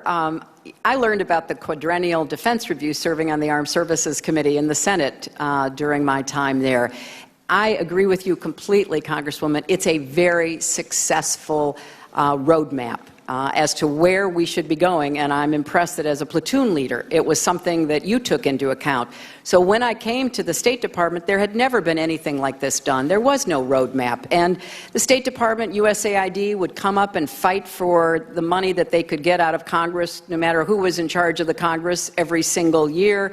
It's 1% of the entire budget, and it was very difficult to explain effectively what it is we were trying to achieve. So I did institute the first ever quadrennial diplomacy and development review. And one of the key questions that we were addressing is, what is this balance between risk and reward when it comes to our diplomats and our development professionals? Because the first thing I heard when I got to the State Department was a litany of complaints from a lot of our most experienced diplomats that they were being hamstrung, that the security requirements were so intense that they were basically unable to do their jobs. And of course, then from the security professionals, who were all part of this, what we call the QDDR, they were saying, we don't want you to go beyond the fence. We can't protect you in all of these dangerous circumstances. How you balance that, and it is a constant balancing of risk and reward in terms of what we hope our diplomats and development professionals can do. So it's been done twice now. Secretary Kerry, in his tenure, has done the second QDDR, and I hope it becomes as important and as much of a roadmap as the QDR has for our Defense Department and our military services. Thank you. I'm out of time, Mr. Chairman. I thank the gentlelady from Illinois. The chair will now recognize the gentlelady from Alabama, Ms. Roby. Good morning. Good morning. Secretary Clinton, my colleagues have focused on your relationship with the Ambassador Chris Stevens and why you sent him into Benghazi in 2011 as part of your broader Libya initiative. But it's not so clear from everything that we've reviewed that you had a vision in Benghazi going forward into 2012 and beyond. It appears that there was confusion and uncertainty within your own department about Libya. And quite frankly, Secretary Clinton, it appears that you were a large cause of that uncertainty. We've seen all the day-to-day updates and concern early in 2011, and I heard what you said to my colleague, Mrs. Brooks, and I'll get to that in a minute. But showing that Libya, and for that matter, Benghazi, belonged to you in 2011. It was yours, so to speak. And from your own records, that we saw a drop in your interest in Libya and Benghazi in 2012. Not only do the records show your drop in interest in Benghazi, it was even noticed by your own staff. I want to point this out to you. I say this because I want to point you to an email in early February 2012 between two staffers at your Libya desk that says you didn't know whether we still even had a presence in Benghazi. Let's not use my words. Let's use theirs. This can be found at tab 31. The email says, and it's dated February 9, 2012, one writes to the other about an encounter that she had with you. Quote, also, the secretary asked last week if we still have a presence in Benghazi. I think she would be upset to hear, yes, we do, but because we don't have enough security, they are on lockdown, end quote. And I say that this is very troubling to me because it raises several issues that I'd like to ask you about. I'm struck by the first part, quote, the secretary asked last week if we still have a presence in Benghazi. Now, you pointed out to Mrs. Brooks in her last line of questioning, based upon the email stacks here, that you engaged in a lot of conversations and briefings. So I'm assuming that this conversation with this member of your staff took place in one of those briefings, but then she sent this email asking about this. So how can this be that two of your staffers are emailing about whether or not you even knew that we had a presence in Benghazi in 2012 with all your interest in Libya in 2011, including your trip in October of 2011, and that months later we come to find out that you didn't even know if we had a presence there? Well, I can't comment on what has been reported. Of course I knew we had a presence in Benghazi. I knew that we were evaluating what that presence should be, how long it should continue. And I knew exactly what we were doing in Libya. And I think it's important, since you have some very legitimate questions about what we were doing.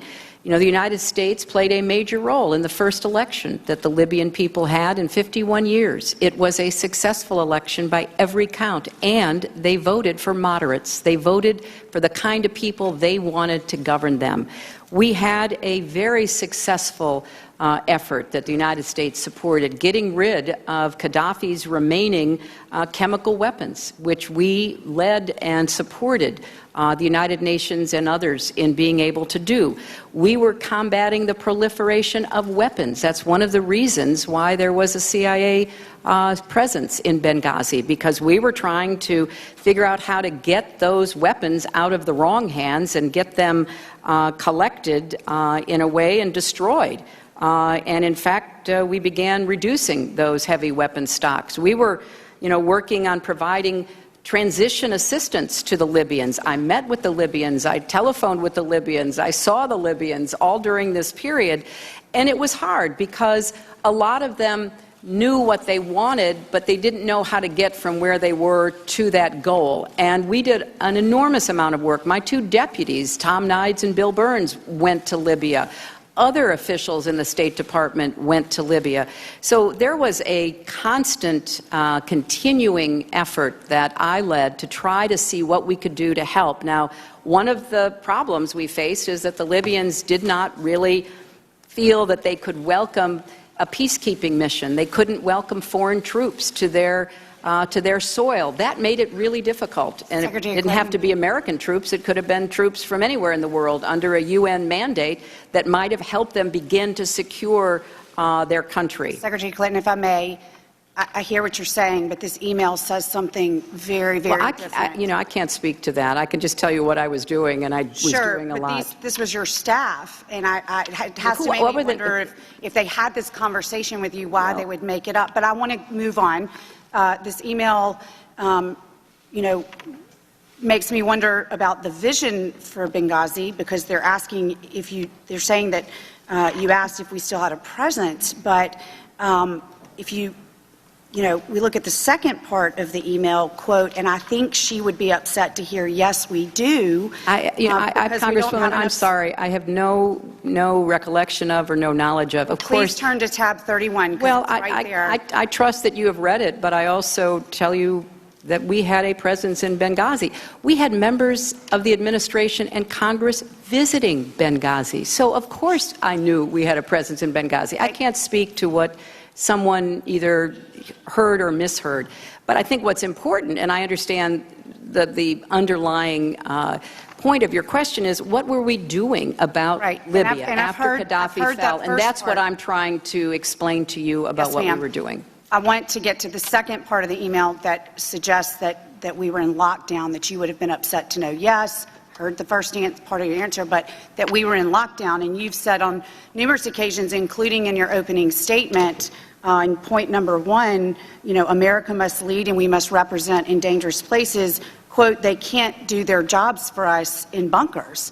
And essentially, what we know is that there weren't the required number of security on the ground in order for the individual to even move about the country to provide you with what you have reiterated on numerous occasions as being very important at that time, which is political reporting. Well, could you tell me who are the names on this email that you're talking about? Sure, I can turn to tab 31. You have a book in front of you. It is Alice Abdallah and I'm going to pronounce it wrong, Evgenia Sadareas. Is that correct? They were not on my staff. I'm not in any way contradicting what they think they heard or what they heard somebody say. But the people that I dealt with... Can you tell me who they were if they were not on your staff? They were not on my... They were in the State Department along with thousands of other people. They were not part of the Secretary's staff. But I get what you're saying, Congresswoman, and I want to focus on this. I think it's a fair and important question. The facility in Benghazi was a temporary facility. There had been no decision made as to whether or not it would be permanent. It was not even a consulate. Our embassy was in Tripoli. obviously much of the work that we were doing was going through the embassy. There was a very vigorous discussion on the part of people who were responsible for making a recommendation about Benghazi as to what form of consulate, what form of facility it should be. Chris Stevens believed that it should be a formal consulate.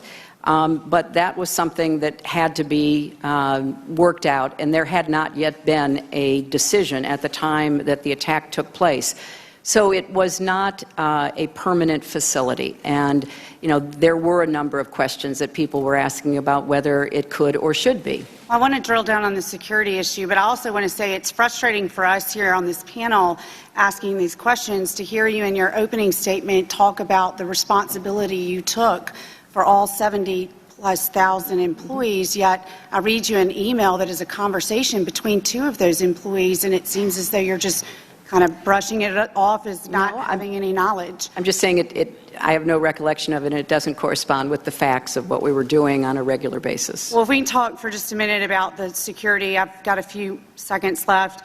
In 2011, during the revolution, then envoy Stevens had 10 agents with him on the ground in Benghazi. And then we know in 2012, where the security situation had deteriorated even further, there were only 3 agents assigned to Benghazi. Again, can't even move anybody off of the facility to do the necessary political reporting. And my question is,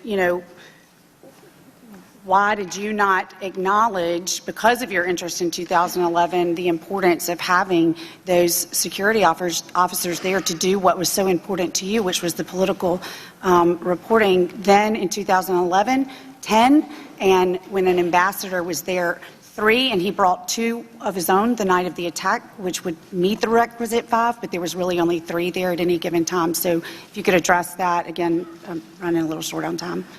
Well, he did have 5 with him on September 11th, and he brought 2, right? He brought 2 with him. There were 3 there, and there were supposed to be 5 there. But the point was they were personal security, so they were there to secure him. So yes, he did bring 2, and when he got there, he had 5. Can you address the day discrepancy? before, on September 10th, he went into Benghazi. He went to a luncheon with leading civic leaders, business leaders in Benghazi. So he felt very comfortable. It was his decision.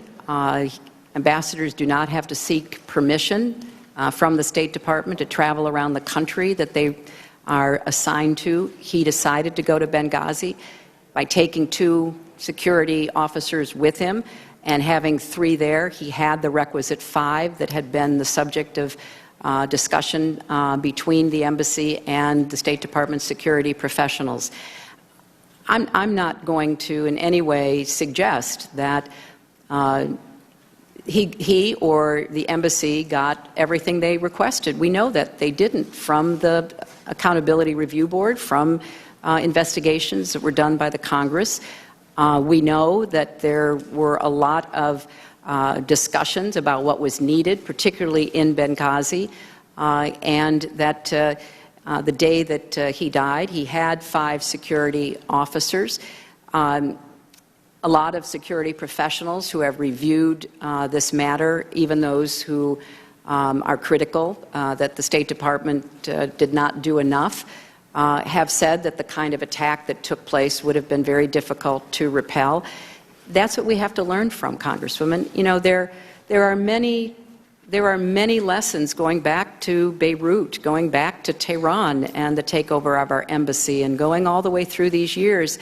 And sometimes we learn lessons and we actually act and we do the best we can. And there's a perfect, terrible example of that with respect to what happened in Benghazi. Certainly, and my time has expired, and we'll certainly never know what the outcome would have been if there had been more agents that night. I yield back. Well, that's not what the professionals, that's not what the experts in security have concluded. If you read the Accountability Review Board. I have read it, Secretary Clinton, and it says that security was grossly inadequate. Well, it said that there were deficiencies within 2 bureaus in the State Department, which we have moved to correct. And it also pointed out that the diplomatic security officers who were there acted heroically.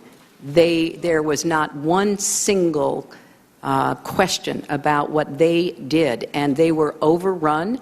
And it was unfortunate that the agreement we had with the CIA annex, and when those brave men showed up, that it was also not enough. Certainly, and we'll discuss this more. I have to yield back. The gentlelady's time has expired. The chair will now recognize the gentleman from Washington.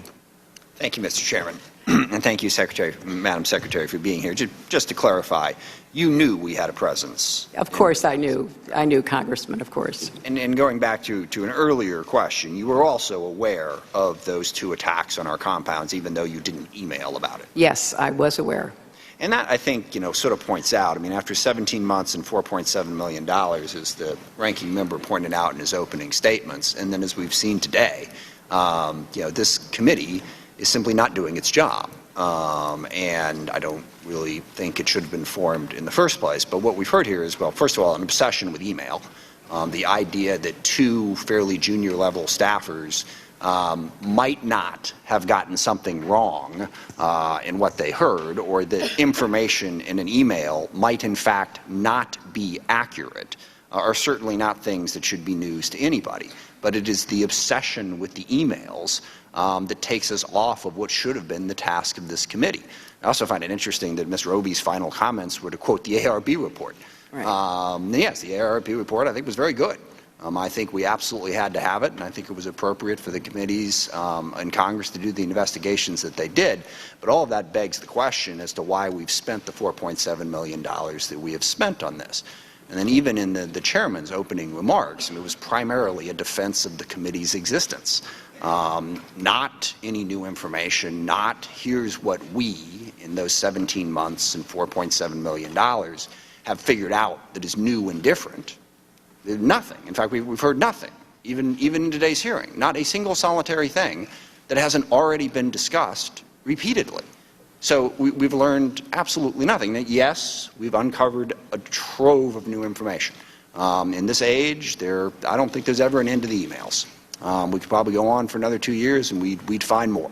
But the question is, have we found anything substantively that tells us something different about what happened in Benghazi? And the answer to that question is no. And look, I didn't think this committee should have been formed in the first place. But if it was going to be formed, the least we could do would be to actually focus on the 4 brave Americans who were killed, why they were killed, and focus on Benghazi. And we have not. I mean, Mr. Roskam's questions I found to be the most interesting. Basically, I don't know, it was like he was running for president. He wanted to debate you on overall Libya policy as to why we got in there in the first place. And that's debatable, and I think you will argue that quite well. But that's not about the attack on Benghazi. That's not about what we could have done in Benghazi to better protect them. So again, I think we've seen that this committee is focused on you. And I'm, the ranking member of the Armed Services Committee. I don't see the Department of Defense here. I don't see the CIA here. There were many, many other agencies involved in this, and yet yours has been the one that they have obsessively focused on. And I think that's a shame for a whole lot of reasons. But for one thing, this committee, as it's been in the news in the last several weeks, has been yet one more step in denigrating this institution. And I happen to think this institution needs more support, not less. So I wish we would stop doing that. And you mentioned Beirut, and that was the first thought that occurred to me when this happened, was a Democratic Congress at the time did a fair and quick investigation of what was an unspeakable tragedy. 2 separate suicide bombings, 4 months apart. And there was clearly inadequate security. But the focus there was not on partisanship, not on embarrassing the Reagan administration, but on actually figuring out what happened and how we can better protect Americans. Now, I want to talk and ask questions about what I think is the central issue, and that is, how do we have that presence in the world that you described in what is an increasingly dangerous world? Because as I've traveled to Pakistan and Afghanistan and Yemen and other places, I am consistently amazed by the willingness of our diplomatic corps to put their lives at risk. And I wonder, how do you balance that very difficult decision? Because frankly, what I've heard more often from that diplomatic corps is that they chafe at the restrictions. I mean, I remember vividly being in Peshawar, which is, I mean, I didn't like the ride from the airport to the embassy, which was 10 minutes. And we were there for, I don't know, a few hours and then out. The State Department personnel, they lived there and went out amongst the community.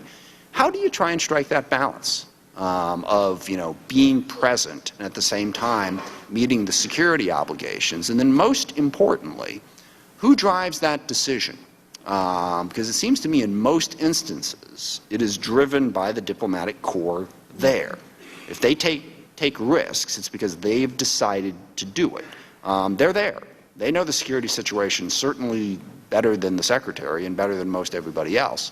But what is the proper way to strike that balance going forward to protect our personnel and still fulfill their mission? Congressman, I think that is the most important question, and I would certainly welcome congressional discussion and debate about this, because it's what we tried to do, going back to Congresswoman Duckworth's question, what we tried to begin to do in the quadrennial diplomacy and development review, the first one that was ever done, because that's exactly what we were facing.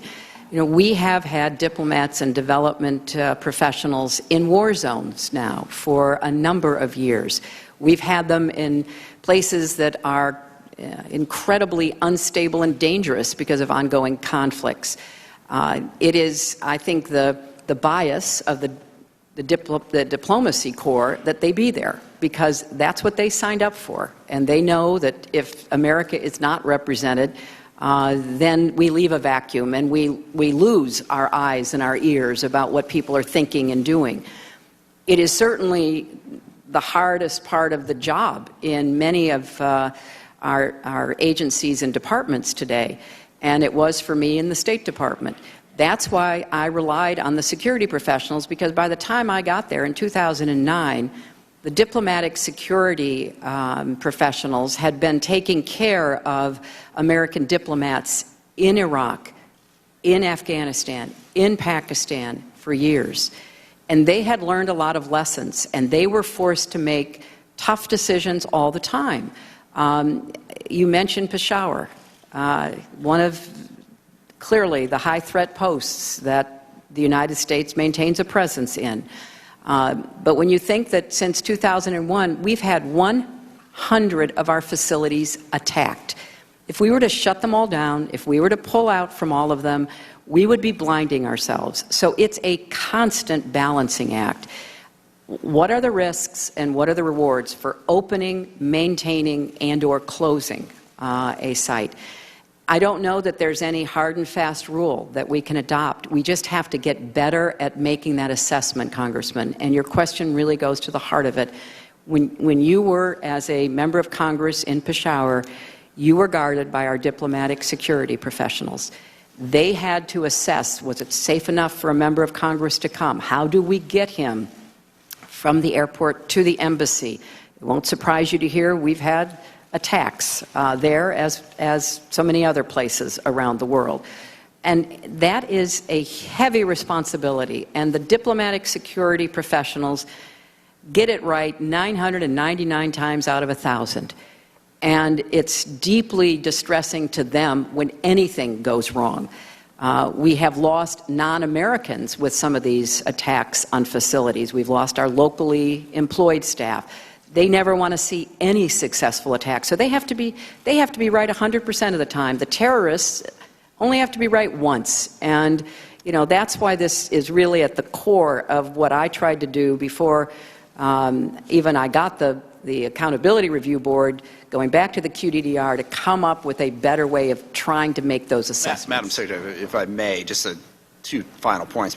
So the bottom line is Benghazi on 9/11/2012 was not the only dangerous place in the world where our security personnel were and where these difficult decisions had to be made. Right.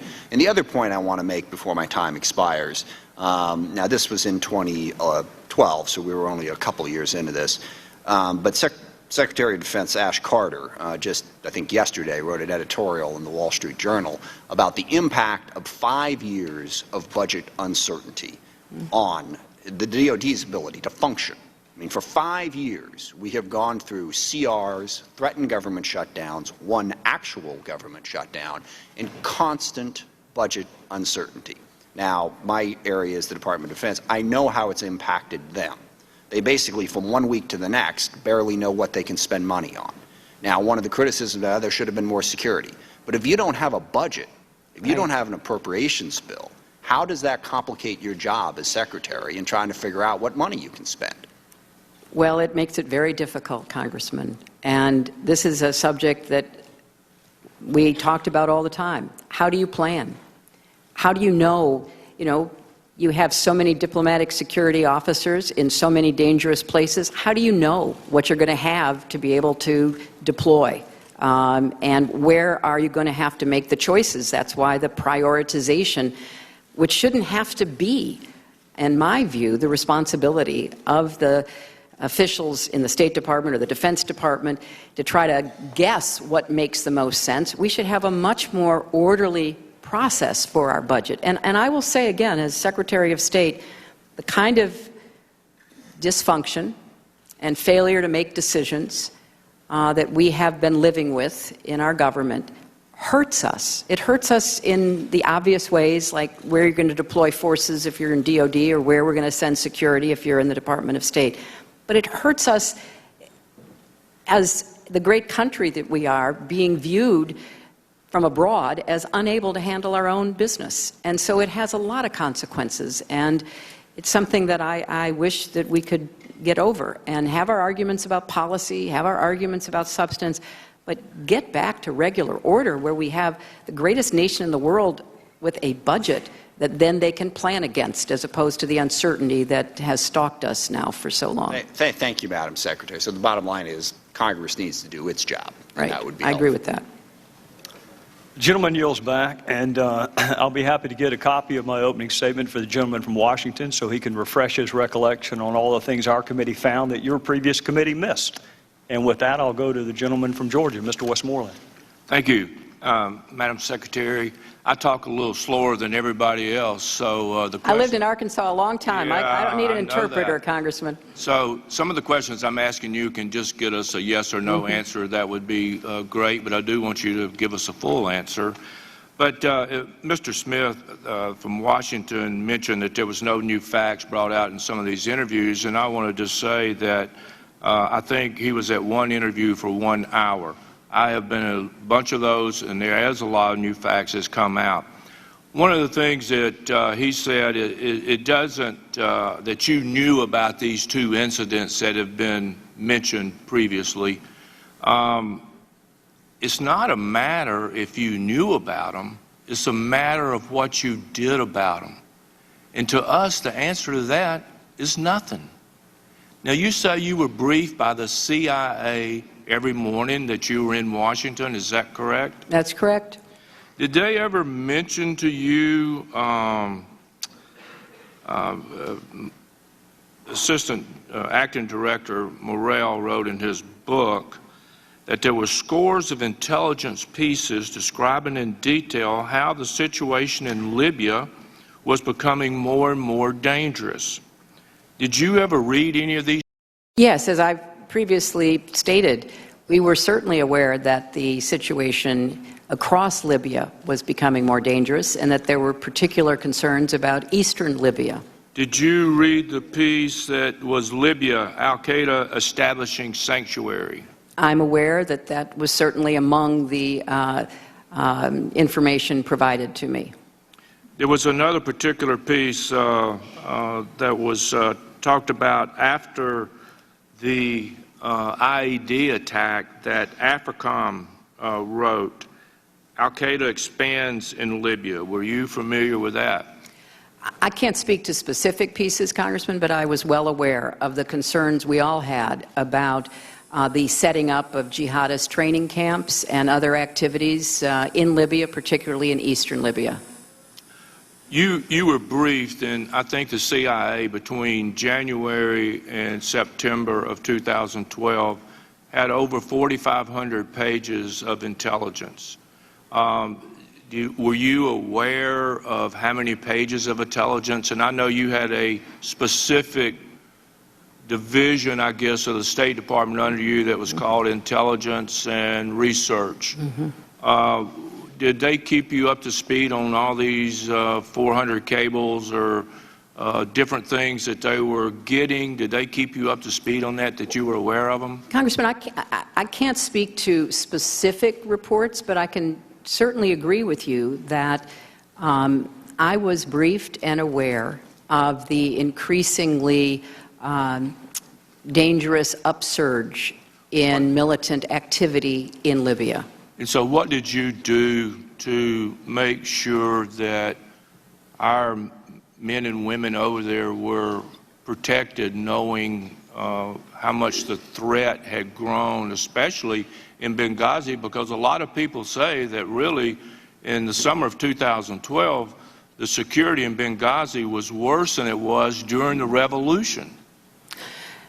Well, Congressman, with respect to not only the specific incidents that you referenced earlier, but the overall concerns about Benghazi, I think I have stated previously, there was never any recommendation by anyone, the intelligence community, the Defense Department, the State Department officials responsible for Libya, to leave Benghazi, even after the two incidents that you mentioned, because in part, as I responded to Congressman Smith, we had so many attacks on facilities that, as I said, went back to 2001, that certainly also happened in other parts of the world while I was there.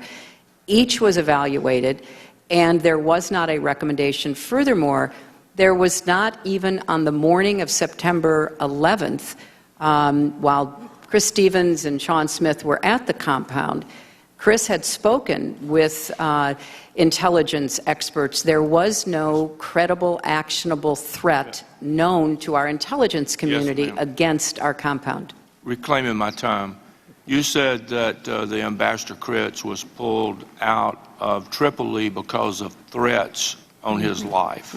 There were threats from people associated with Gaddafi after the publication of cables he had written that were made public by WikiLeaks. And you say you were aware of the two attacks at the mission facility in Benghazi. Mr. Morrell, in his book, states that there was 20 attacks on that facility. Are you familiar with the other 18?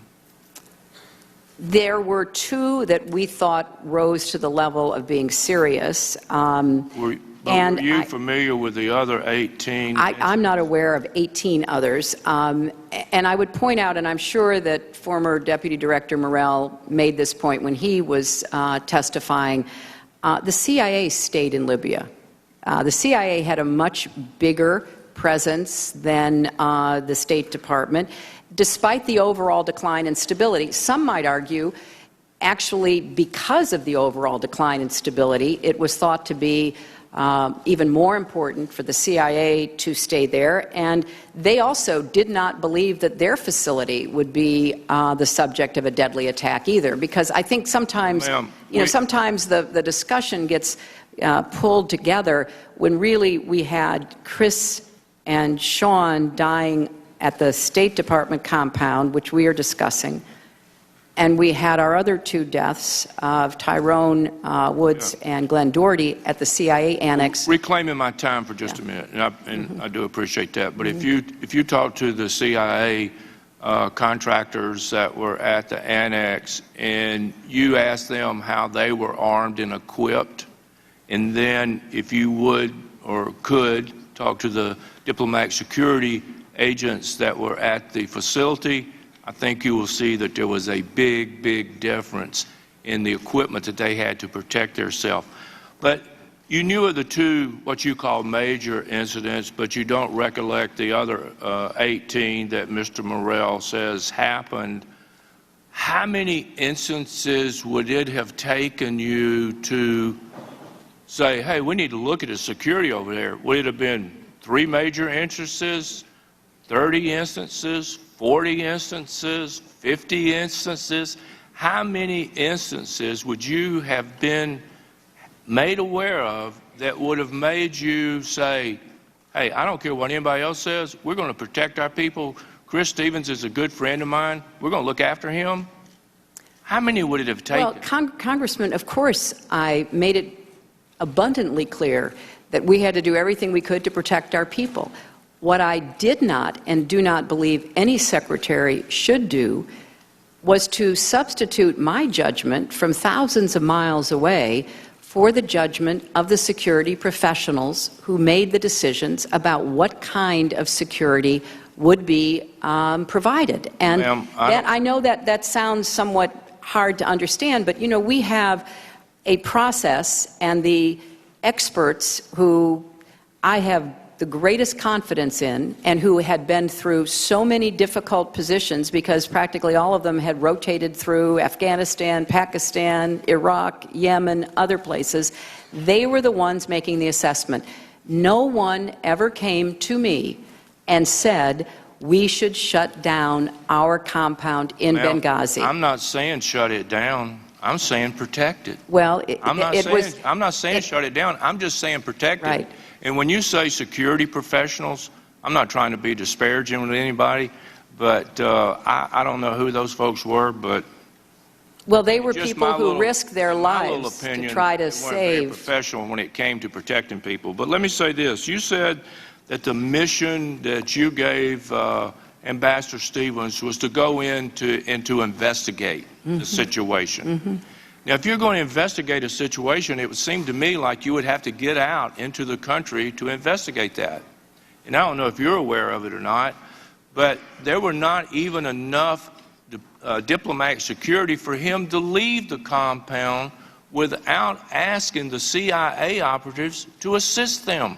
Were you aware of that? Well, we had an agreement with the CIA to help supplement security and to come to the aid. It was a mutual agreement. Was that a written agreement? No, it was not a written agreement, but we are posted with the CIA in many places in the country.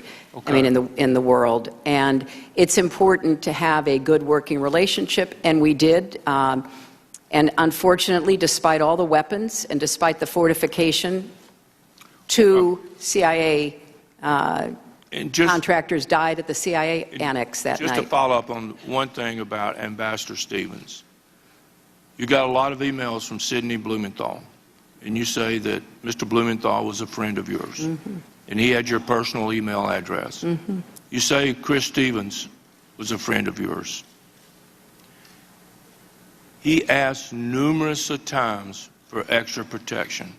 Now, if I had been Mr. Stevens, and I think anybody out there or anybody watching this would agree, if I had been Mr. Stevens and I'd had a relationship with you and I had requested 20 or more times for additional security to protect not only my life, but the people that were there with me, I would have gotten in touch with you some way. I would have let you know that I was in danger and that the situation had deteriorated to a point I needed you to do something. Did he have your personal email? Congressman, I do not believe that he had my personal email. He had the email and he had the direct line to everybody that he'd worked with for years. He had been posted with officials in the State Department. They had gone through difficult, challenging, dangerous assignments together. He was in constant contact with people. Yes, he and the people working for him asked for more security. Some of those requests were approved, others were not. We're obviously looking to learn what more we could do. Because it was not only about Benghazi, it was also about the embassy in Tripoli. And I think it's fair to say that, Chris asked for what he and his people requested because he thought that it would be helpful, but he never said to anybody in the State Department, you know what, we just can't keep doing this. We can't stay there. He was in constant contact with, people on my staff, other officials in the State Department, And, you know, I did have an opportunity to talk with him and about the substance of the policy. But with respect to security, he took those requests where they belonged. He took them to the security professionals. And I have to add, Congressman, the diplomatic security professionals are among the best in the world. I would put them up against anybody. And I just cannot allow any comment to be in the record in any way criticizing or disparaging them. They have kept Americans safe in 2 wars and in a lot of other really terrible situations over the last many years. I trusted them with my life. You trust them with yours when you're on CODELs. They deserve better, and they deserve all the support that the Congress can give them because they're doing a really hard job very well. Well, ma'am, all I can say is that they missed something here, and we lost 4 Americans. The gentleman's time has expired. The chair will now recognize the gentleman from Kansas, Mr. Pompeo. Madam Secretary, you've referred to the QDDR a couple times as being important to diplomatic security. Is that correct? It provoked a discussion, Congressman, about balancing of risk. Madam Secretary, I had a chance to read that. I wanted to only read the executive summary that ran 25 pages. But it didn't have a word about diplomatic security in those entire 25 pages of the executive summary. Not one word, Madam Secretary. And then I read the remaining pages, amounted to 270 plus. Do you know how many pages of those 270 had to do with diplomatic security? It was about the balancing of risk and reward, which was not only about diplomatic security specifically, but about the larger question of our mission around the world. Madam Secretary, there was no balance. There was 2 pages out of 270 pages. You talked about a lot of things in there. You talked about a lot of improvements, but it didn't have anything to do with diplomatic security in any material way in that report.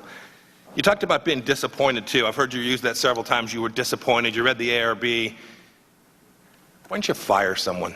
In Kansas, Madam Secretary, I get asked constantly, why has no one been held accountable? How come not a single person lost a single paycheck connected to the fact that we had the first ambassador killed since 1979? How come no one has been held accountable to date? Well, Congressman, the Accountability Review Board pointed out several people working in the State Department who they thought had not carried out their responsibilities adequately, but they said that they could not find a breach of duty. And yes, ma'am, the personnel rules and the laws that govern those decisions were followed very carefully. Yes, ma'am. I'm not asking what the ARB did. I'm asking what you did. I followed the law, Congressman. So that was my responsibility. Madam Secretary, you're telling me that you had no authority to take anyone's paycheck, to cause anyone to be fired. You're telling me you were legally prohibited from doing that. Is that your position here this morning? It is my position that in the absence of finding dereliction or breach of duty, there could not be immediate action taken, but there was a process that was immediately instituted and which led to decisions being made. Yes, ma'am. The decision was to put these back at full back pay and keep them on as employees. That was the decision that was made as a result of the processes that you put in place. I will tell you, the folks in Kansas don't think that is accountability. I want to do some math with you. Could I get the first chart, please? Do you know how many security requests there were in the first quarter of 2012? For everyone or for Benghazi? I'm sorry, yes, ma'am. Related to Benghazi and Libya. Do you know how many there were? No, I do not know. Ma'am, there were just over 100 plus. In the second quarter, do you know how many there were? No, I do not. Ma'am, there were 172-ish. Might have been 171 or 173. That's how many were there in July and August, and then in that week and a few days before the attacks? Do you know? There were a number of them. I know that. Yes, ma'am. 83 by our count. That's over 600 requests. You've testified here this morning that you had none of those reach your desk. Is that correct also? That's correct. Madam Secretary, Mr. Blumenthal wrote you 150 emails. It appears from the testimony or the materials that we've read that all of those reached your desk.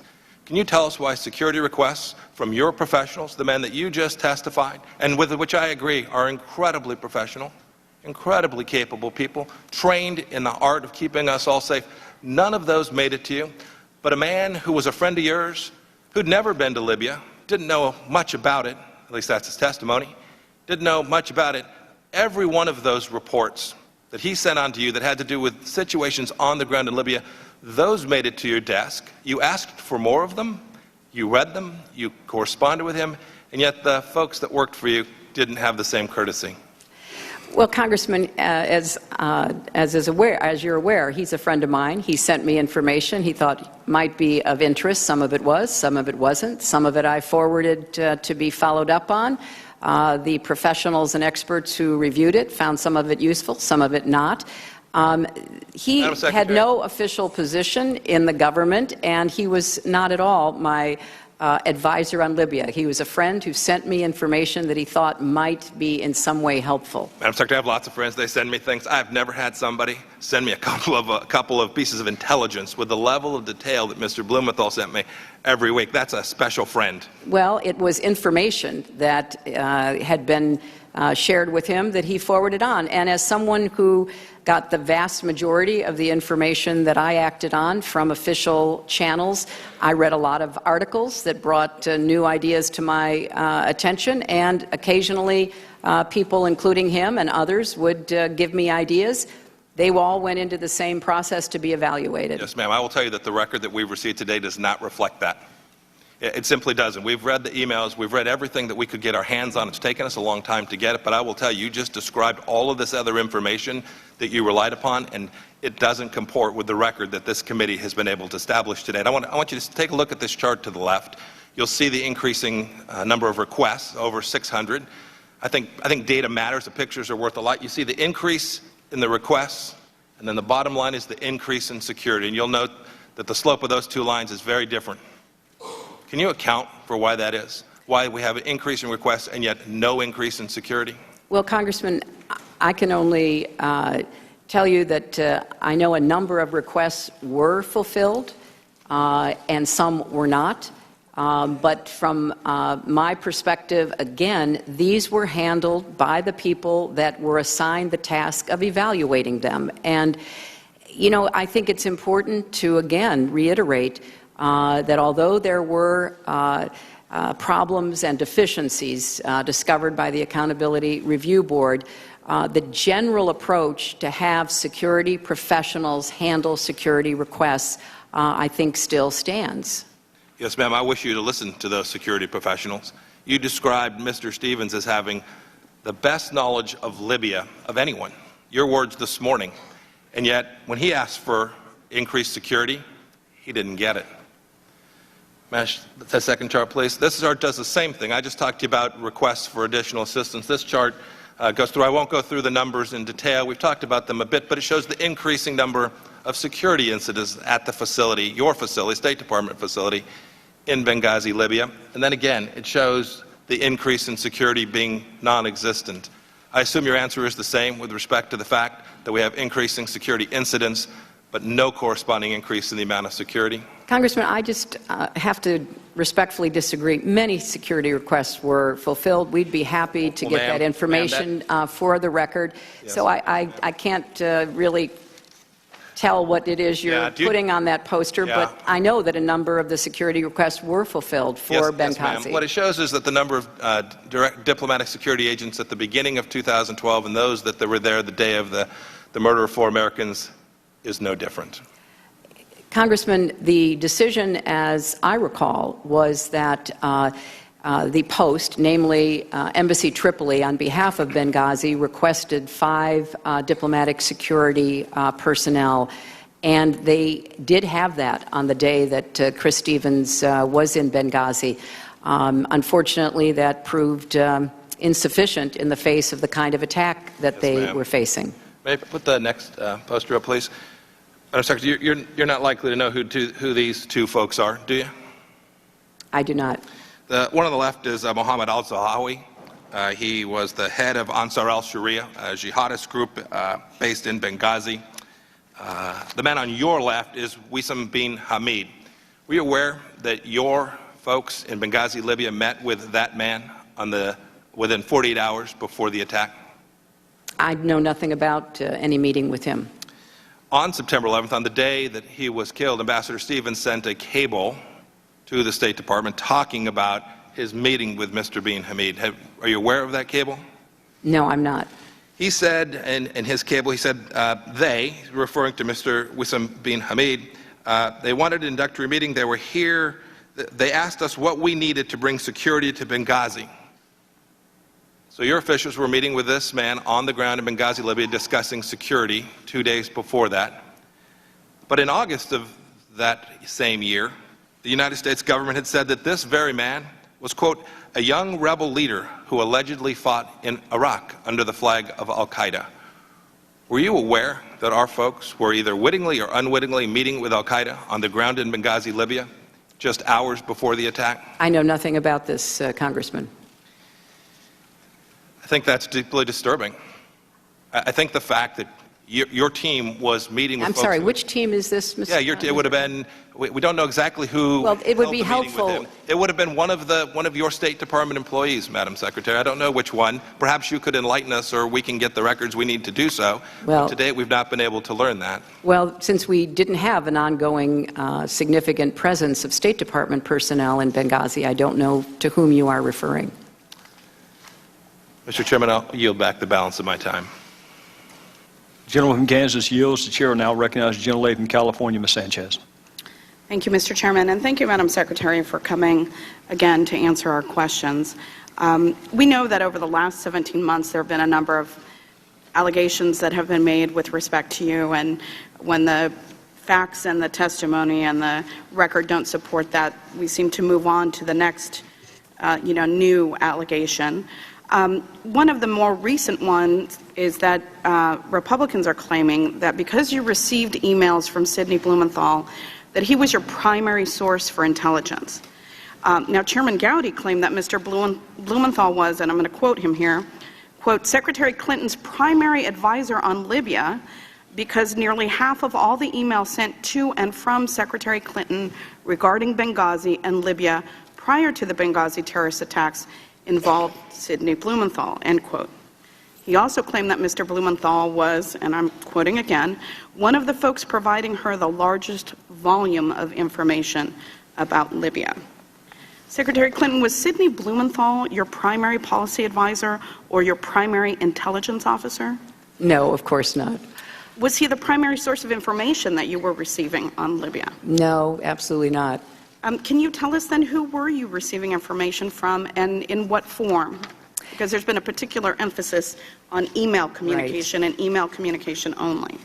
Well, as I testified earlier, I did not primarily conduct business on email with officials in our government. And I think the emails that have been produced this far demonstrate that as well. As I said, I got intelligence briefings from the intelligence community. I had a very experienced group of senior diplomats who knew quite a bit about Libya.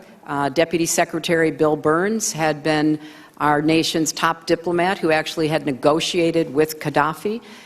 Prior to the entering in by the United States to support our European allies and Arab partners, I sent a team to meet with representatives of Gaddafi to see if there were some way that he would back down and back off of his increasingly hysterical threats against his own people.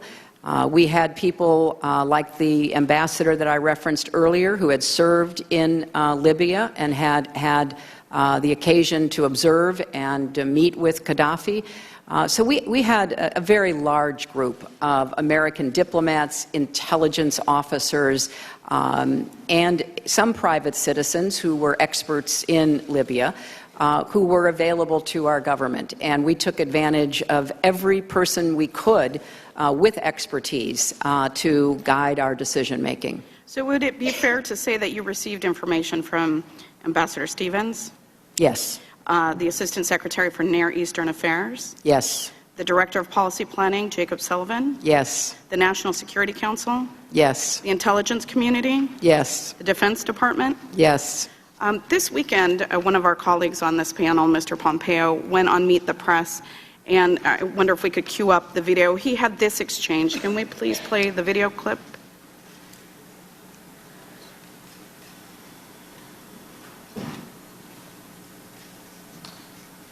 Mr. Blumenthal. It goes directly to this security issue. We see now that former Secretary Clinton relied on Mr. Blumenthal for most of her intelligence. That is, she was relying that is on factually not no, correct. it is absolutely relied factually on correct. Mr. Blumenthal for most of her intelligence. Ms. Mitchell, take a look at the email trails, and you will see. I cover the State Department. That is just factually not correct. That clip, for me, just defies all logic, and I think Andrea Mitchell correctly called him out on something that was a falsehood.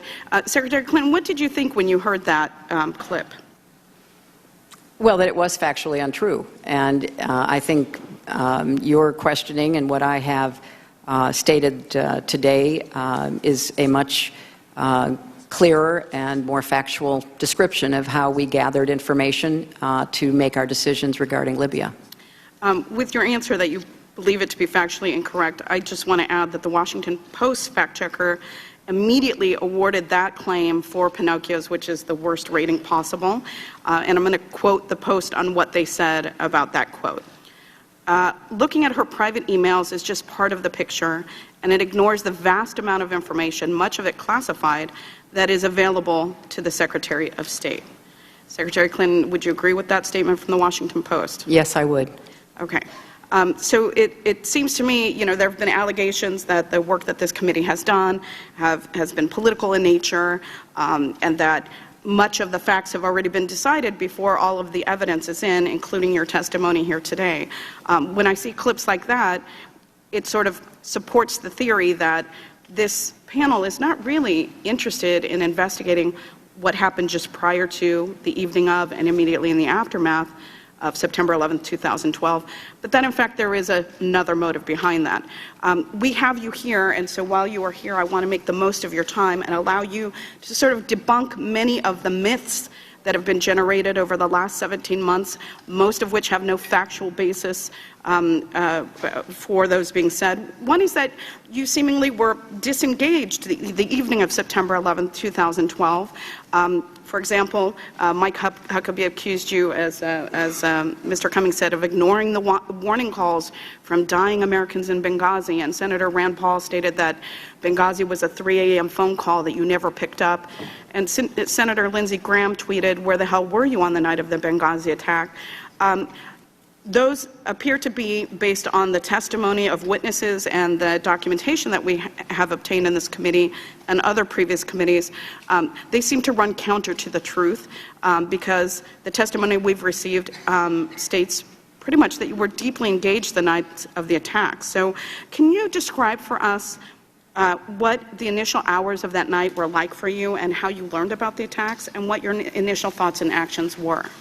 Well, Congresswoman, I learned about the attacks from a State Department official rushing into my office shortly after or around 4 o'clock to tell me that our compound in Benghazi had been attacked. We immediately summoned all of the top officials in the State Department for them to begin reaching out. The most important quick call was to try to reach Chris himself. That was not possible. Then to have the diplomatic security people try to reach their agents, that was not possible. They were obviously defending themselves along with the ambassador and Sean Smith. We reached the second in command in Tripoli. He had heard shortly before we reached him from Chris Stevens telling him that they were under attack. We began to reach out to everyone we could possibly think who could help with this terrible incident. During the course of the following hours, obviously I spoke to the White House, I spoke to CIA Director Petraeus, I spoke to the Libyan officials because I hoped that there were some way that they could gather up and deploy those who had been part of the insurgency to defend our compound. I had conference calls with our team in Tripoli. I was on what's called a CIVITS, a video conference with officials who had operational responsibilities in the Defense Department, in the CIA, at the National Security Council.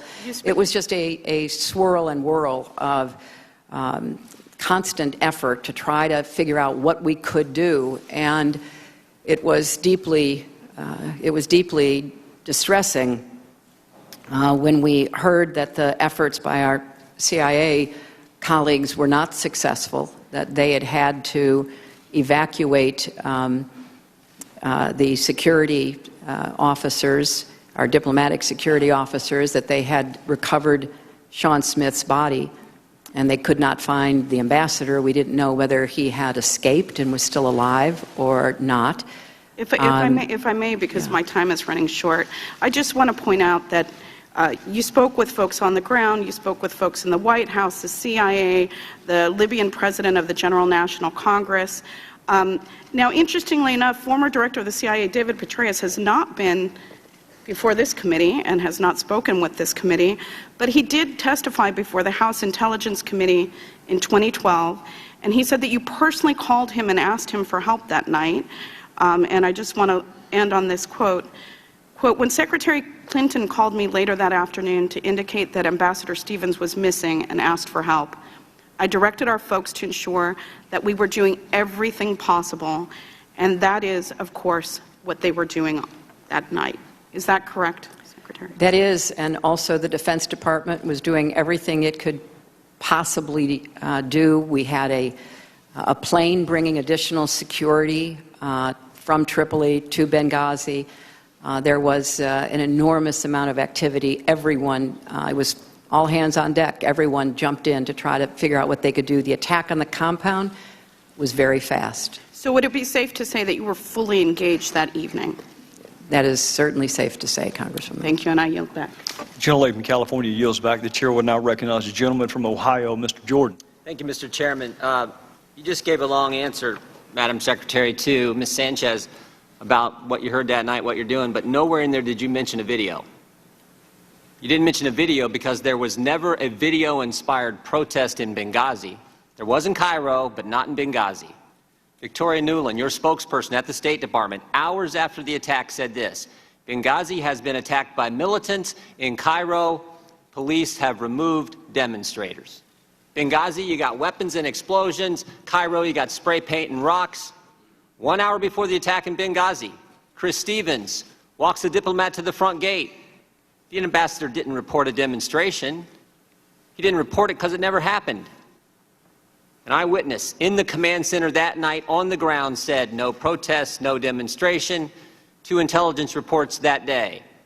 No protest, no demonstration. The attack starts at 3:42 Eastern Time, ends at approximately 11:40 p.m. that night. At 4:06, an ops alert goes out across the State Department. It says this: mission under attack, armed men, shots fired, explosions heard. No mention of a video, no mention of a protest, no mention of a demonstration. But the best evidence is Greg Hicks, the #2 guy in Libya, the guy who worked side by side with Ambassador Stevens. He was asked if there had been a protest, would the ambassador have reported it? Mr. Hicks' response: absolutely. For there to have been a demonstration on Chris Stevens' front door and him not to have reported it is unbelievable, Mr. Hicks said. He said, secondly, if it had been reported, he would have been out the back door within minutes, and there was a back gate. Everything points to a terrorist attack. We just heard from Mr. Pompeo about the long history of terrorist incidents, terrorist violence in the country, and yet 5 days later, Susan Rice goes on 5 TV shows, and she says this: Benghazi was a spontaneous reaction as a consequence of a video. A statement we all know is false. But don't take my word for it. Here's what others have said. Rice was off the reservation on 5 networks. White House worried about the politics. Republicans didn't make those statements. They were made by the people who work for you in the Near Eastern Affairs Bureau, the actual experts on Libya in the State Department. So, if there's no evidence for a video-inspired protest, then where'd the false narrative start? It started with you, Madam Secretary. At 10:08, on the night of the attack, you released this statement: some have sought to justify the vicious behavior as a response to inflammatory material posted on the internet. At 10:08, with no evidence, at 10:08, before the attack is over, at 10:08, when Tyrone Woods and Glenn Doherty are still on the roof of the annex fighting for their lives, the official statement of the State Department blames a video. Why? During the day on September 11th, as you did mention, Congressman, there was a very large protest against our embassy in Cairo. Protesters breached the walls. They tore down the American flag. And it was of grave concern to us because the inflammatory video had been shown on Egyptian television, which has a broader reach than just inside Egypt. And if you look at what I said, I referred to the video that night in a very specific way. I said, some have sought to justify the attack because of the video. I used those words deliberately, not to ascribe a motive to every attacker, but as a warning to those across the region that there was no justification for further attacks. And in fact, during the course of that week, we had many attacks that were all about the video. We had people breaching the walls of our embassies in Tunis and Khartoum. We had people, thankfully not Americans, dying at protests, but that's what was going on, Congressman. Secretary Clinton, I appreciate most of those attacks were after the attack on the facility in Benghazi. You mentioned Cairo. It was interesting what else Ms. Newland said that day. She said, if pressed by the press, if there's a connection between Cairo and Benghazi, she said this, there's no connection between the two. So here's what troubles me. Your experts knew the truth. Your spokesperson knew the truth. Greg Hicks knew the truth. But what troubles me more is I think you knew the truth. I want to show you a few things here. You're looking at an email you sent to your family. Here's what you said. At 11 o'clock that night, approximately 1 hour after you told the American people it was a video, you say to your family, 2 officers were killed today in Benghazi by an al-Qaeda-like group. You tell the American people one thing, you tell your family an entirely different story. Also, on the night of the attack, you had a call with the president of Libya. Here's what you said to him. Ansar al-Sharia is claiming responsibility. It's interesting, Mr. Katala, one of the guys arrested and charged, actually belonged to that group. And finally, and most significantly, the next day, within 24 hours, you had a conversation with the Egyptian Prime Minister. You told him this: we know the attack in Libya had nothing to do with the film. It was a planned attack, not a protest. Let me read that one more time. We know, not we think, not it might be, we know the attack in Libya had nothing to do with the film. It was a planned attack, not a protest. State Department experts knew the truth. You knew the truth. But that's not what the American people got. And again, the American people want to know why. Why didn't you tell the American people exactly what you told the Egyptian Prime Minister? Well, I think if you look at the statement that I made, I clearly said that it was an attack, and I also said that there were some who tried to justify it on the basis of the video, Congressman. And I think but real quick, calling it an attack is like saying the sky's blue. Of course, it was an attack. Well, we want to know the truth. The statement you sent out was a statement on Benghazi, and you say vicious behavior as a response to inflammatory material on the internet. If that's not pointing as the motive of being a video, I don't know what is. And that's certainly how the American people saw it. Well, Congressman, there was a lot of conflicting information that we were trying to make sense of. The situation was very fluid. It was fast-moving. There was also a claim of responsibility by Ansar al-Sharia. And when I talked to the Egyptian Prime Minister, I said that this was a claim of responsibility by Ansar al-Sharia, by a group that was affiliated, or at least wanted to be affiliated with al-Qaeda.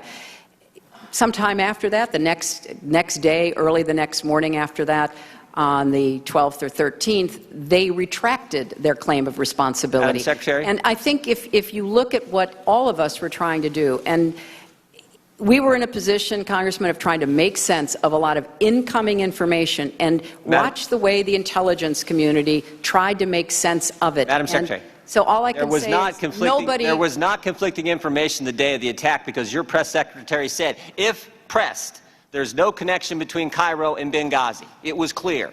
You're the ones who muddied it up, not the information. Well, there's no connection. Here's what I think's going on. Here's what I think's going on. Let me show you one more slide. Again, this is from Victoria Nuland, your press person.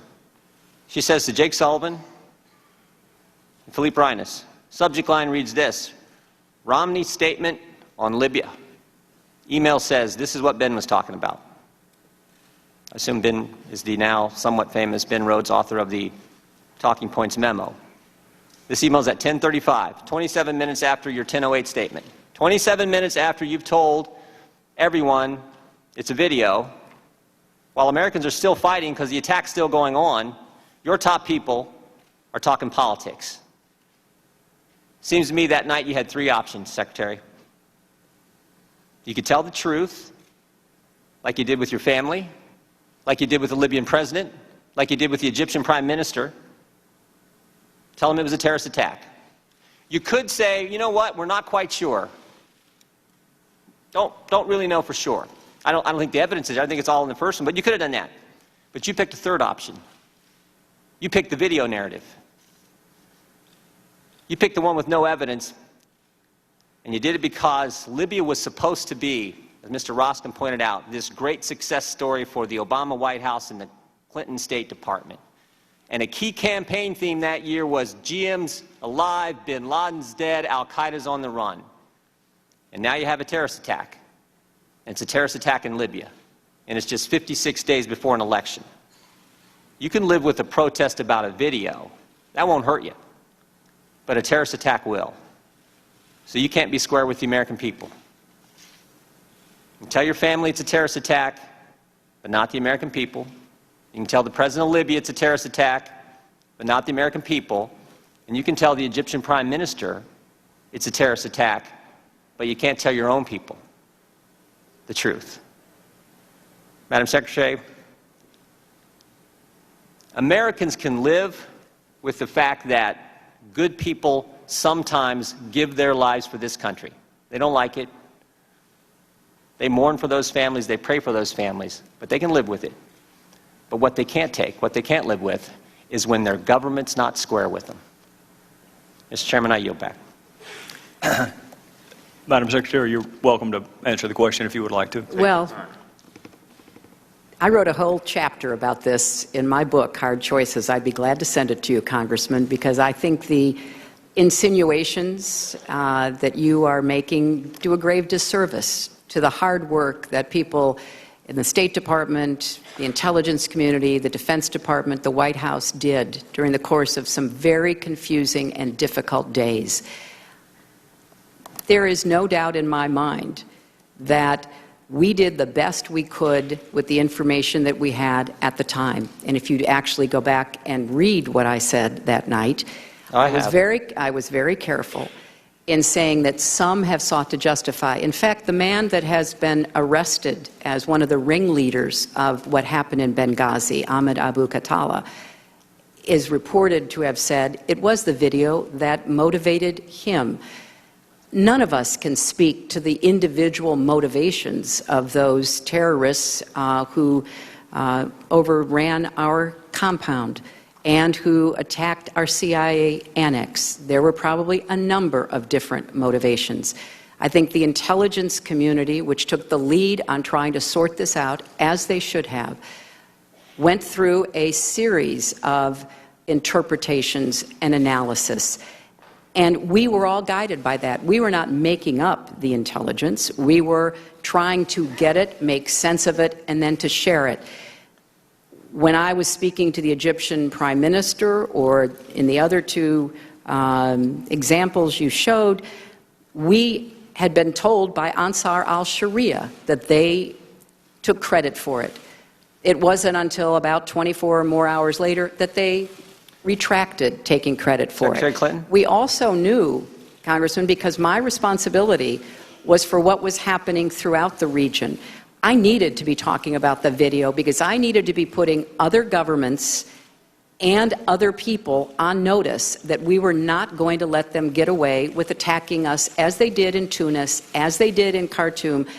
And in Tunis, there were thousands of demonstrators who were there only because of the video, breaching the walls of our embassy, burning down the American school. I was calling everybody in the Tunisian government I could get, and finally President Marzouki sent his presidential guard to break it up. There were example after example. That's what I was trying to do during those very desperate and difficult hours. If I could, Mr. Chairman, Secretary Clinton, you said my insinuation. I'm not insinuating anything. I'm reading what you said.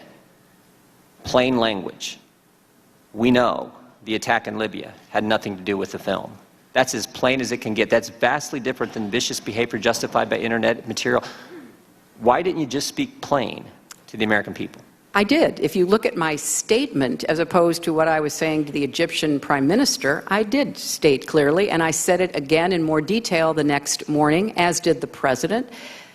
I'm sorry that it doesn't fit your narrative, Congressman. I can only tell you what the facts were. And the facts, as the Democratic members have pointed out in their most recent collection of them, support this process that was going on where the intelligence community was pulling together information. And it's very much harder to do it these days than it used to be because you have to monitor social media, for goodness sakes. That's where the Ansar al-Sharia claim was placed. I think the intelligence community did the best job they could, and we all did our best job to try to figure out what was going on and then to convey that to the American people.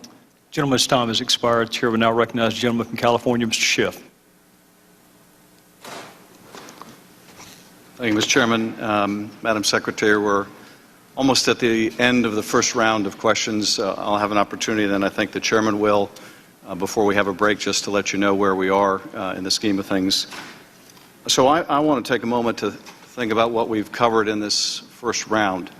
In particular, comment on where this began with the Chairman's statement. The Chairman said at the outset of the hearing that the American people were entitled to the truth about what happened in Benghazi, the truth about the security there, the truth about what happened after the attack. The implication of this, of course, is that the American people don't know the truth, that this is the first investigation we've ever had. The reality is we've had 8 investigations. We've gone through this endlessly. And if you just look at the documentary record, we have the ARB report. We have the report of the Armed Services Committee led by Republican Buck McKean, which debunked the stand-down order allegation. We have the report of the Committee on Government Reform. We have the report of the Senate Homeland Security Committee. We have the report of the House Foreign Affairs Committee. We have the GOP Conference Zone report. We have the report of the Intelligence Committee, on which I serve. Now, bear in mind, these aren't with their accompanying exhibits or the classified stuff, because it would be up through the ceiling if I included them. This is the report of our committee. This is what $4.7 million of taxpayer money buy you. This is what 17 months of investigation have shown. Now, the Chairman said, and he's a very good lawyer and a good former prosecutor. We have a lot of former prosecutors here on the panel. He gave you a great recitation of the number of witnesses and the number of documents. There are too many good prosecutors on this panel not to know that when a lawyer describes the metrics of the success of an investigation by the sheer number of people they've talked to or the volume of documents, but says nothing about the substance of what they've learned, that there's a problem. And the reality is that after 17 months, we have nothing new to tell the families. We have nothing new to tell the American people. We have discovered nothing that alters the core conclusions of the 8 investigations that went on before. Now, my colleagues have been saying quite often this week with amazing regularity that this is a fact-centric investigation. And I agree. So I'd like to talk about some of the facts which are centric to this investigation, because while the American people are entitled to truth about Benghazi, they're also entitled to truth about our committee. Fact. What gave rise to your appearance here today was many months ago a group called the Stop Hillary PAC, which aired an offensive ad during the Democratic debate showing the tombstone of Ambassador Stevens, among other things, delivered 264,000 signatures demanding that you appear before us. Fact. It was the next day the majority approached us to have you come before this committee. Fact. After the New York Times issued its story in March, this committee canceled all other hearings except for the hearing with a witness named Clinton. Fact. We abandoned our plans to bring in the Secretary of Defense and the head of the CIA. Fact. We haven't had a single hearing from the Department of Defense with the Department of Defense in 17 months. Fact. Of the 70,000 pages of documents obtained by the Select Committee, the only documents the Chairman has chosen to release publicly are your emails with Sidney Blumenthal. Fact. Of the 32 press releases that have been issued since March of this year, 27 of them are about you or the State Department, and 5 are about everything else. Fact. As recently as last week, the Chairman issued a 13-page letter which alleges that you risked the lives of people by sending an email that contained the name of a classified CIA source. Fact. The CIA told us there was nothing in that email was classified, nor was the name of that person who's well known to many. The Chairman has said that this will be the final definitive report. One thing I think we can tell already, there will be nothing final about this report. Whenever we finish, if ever we finish, the problem we've had as a committee is we don't know what we're looking for. But there won't be a final conclusion. There won't be anything definitive about the work of this committee, because unlike the Accountability Review Board that operated in a nonpartisan way, it's unlikely the majority here will even consult with us on what their final report looks like. Those who want to believe the worst will believe the worst. Those that want to believe that this is a partisan exercise will believe it. As I said from the very beginning of this investigation, the only way this committee will add any value to what's gone on before is if we can find a way to work together and reach a common conclusion. But it is plain that is not their object. The Chairman might say, ignore the words of our Republican leadership and ignore the words of our Republican members, ignore the words of our own GOP investigator, judge us by our actions, but it is the actions of this committee that are the most damning of all, because they have been singularly focused on you. Let me ask you briefly, because I want to expand on just what I think is really the core theory here. I want to give you a chance to respond to it. You know, as a prosecutor, we're taught that every case should have a core theory, and all the evidence and the witnesses go back to that core theory. And I've wrestled, as I've listened to my colleagues today, as I have over the 17 months, what is the core theory of their case? What are they trying to convey? And I have to say it's confusing. I think the core theory is this, that you deliberately interfered with security in Benghazi and that resulted in people dying. I think that is the case they want to make. And notwithstanding how many investigations we've had that have found absolutely no merit to that, that is the impression they wish to give. Well, I have to say I'm a little confused today because my colleague pointed to an email suggesting that you weren't aware that we had a presence in Benghazi.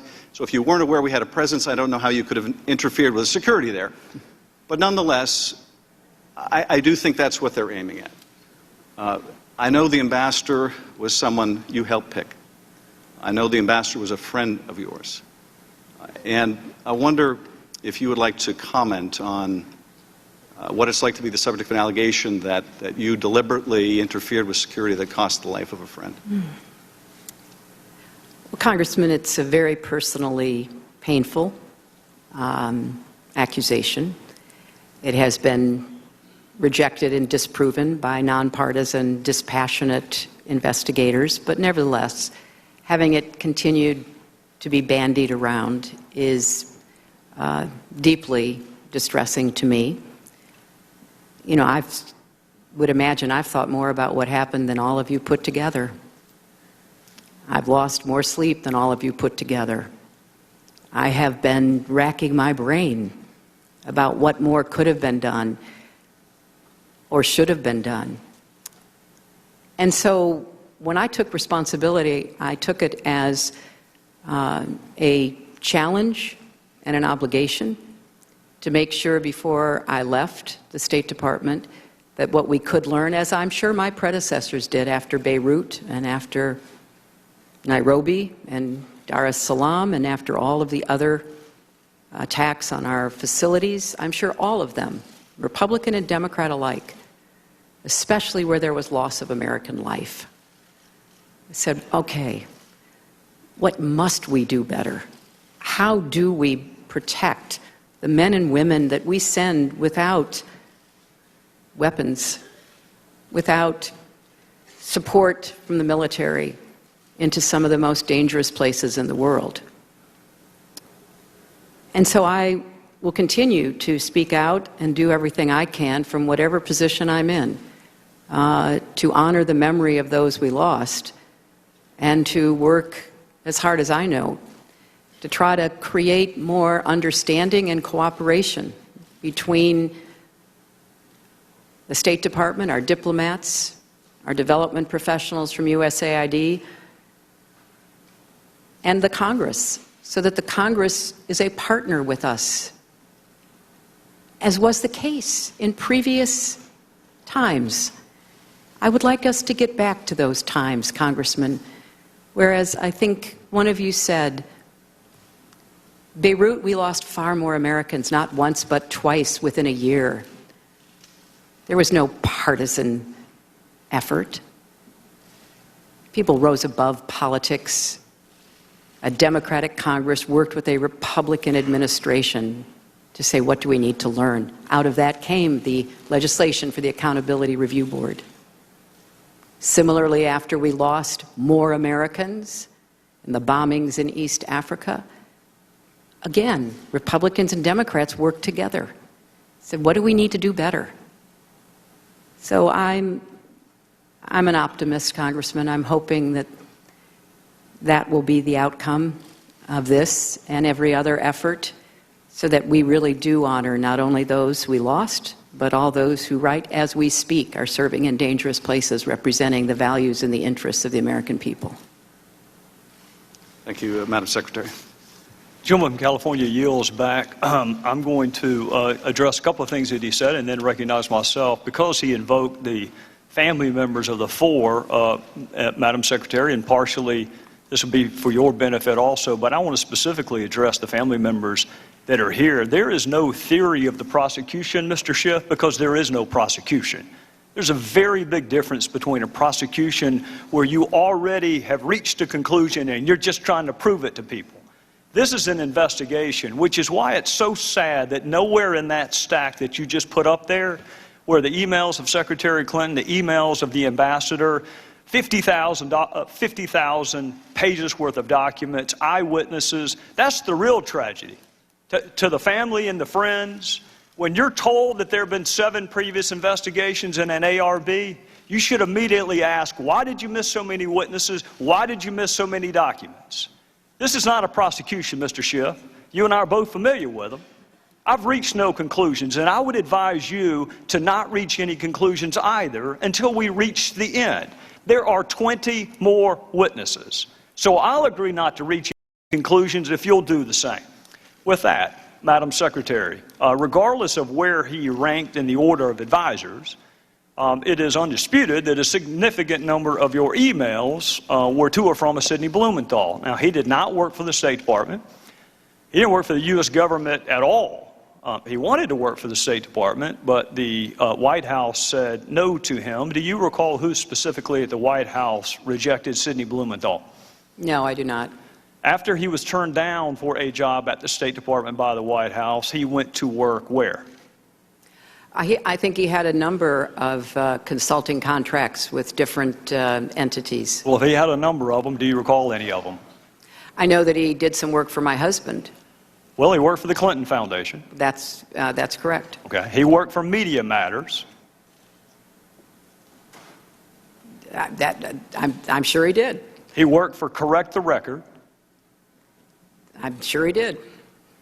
When you were asked about Sidney Blumenthal, you said he was an old friend who sent you unsolicited emails, which you passed on in some instances because you wanted to hear from people outside what you called the bubble.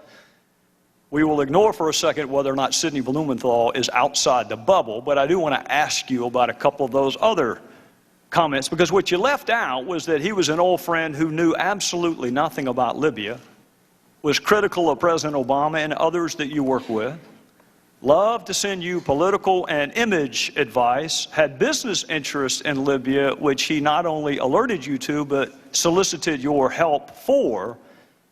And you often forwarded his emails, but usually only after you redacted out any identifiers so nobody knew where the information was coming from. What does the word unsolicited mean to you?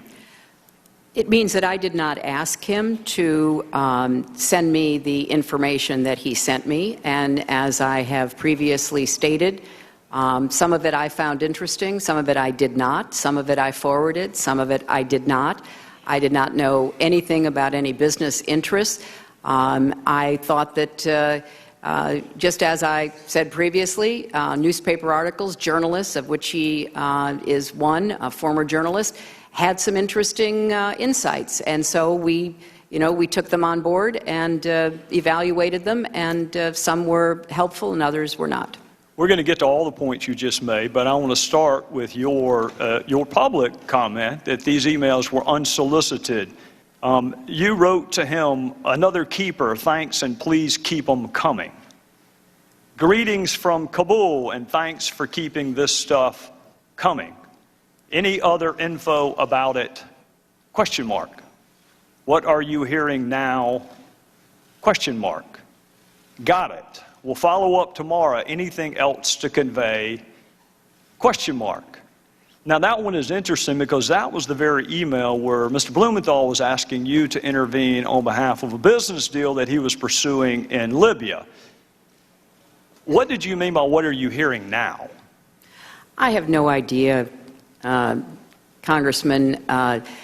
They started out unsolicited, and as I said, some were of interest. I passed them on, and some were not. And so he continued to provide me information that was made available to him. I don't want to parse words, and I don't want to be hyper-technical, because it's not a huge point, but it is an important point. You didn't say they started off unsolicited. You said they were. You said they were unsolicited. Well, they were unsolicited, but obviously I did respond to some of them. Well, and I'm sure that encouraged him. Anything else to convey? What are you hearing now? I'm going to Paris tomorrow night. We'll meet with TNC leaders, so this and additional info useful. Still don't have electricity or BlackBerry coverage post-Irene, so I've had to resort to my new iPad. Let me know if you received this. We'll talk about the new iPad in a little bit. Here's another one. This report is in part a response to your questions. That's an email from him to you. This report is in part a response to your questions. There'll be further information in the next day. If you're the one asking him for information, how does that square with the definition of unsolicited?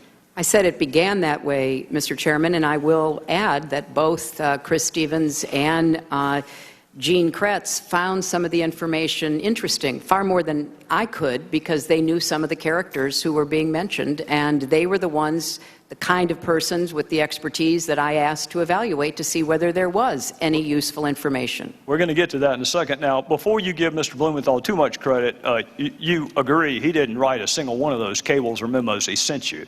I'm sorry, what? He didn't write a single one of those cables or memos. I don't know who wrote them. He's the one who sent them to me. Would you be surprised to know not a single one of those was from him?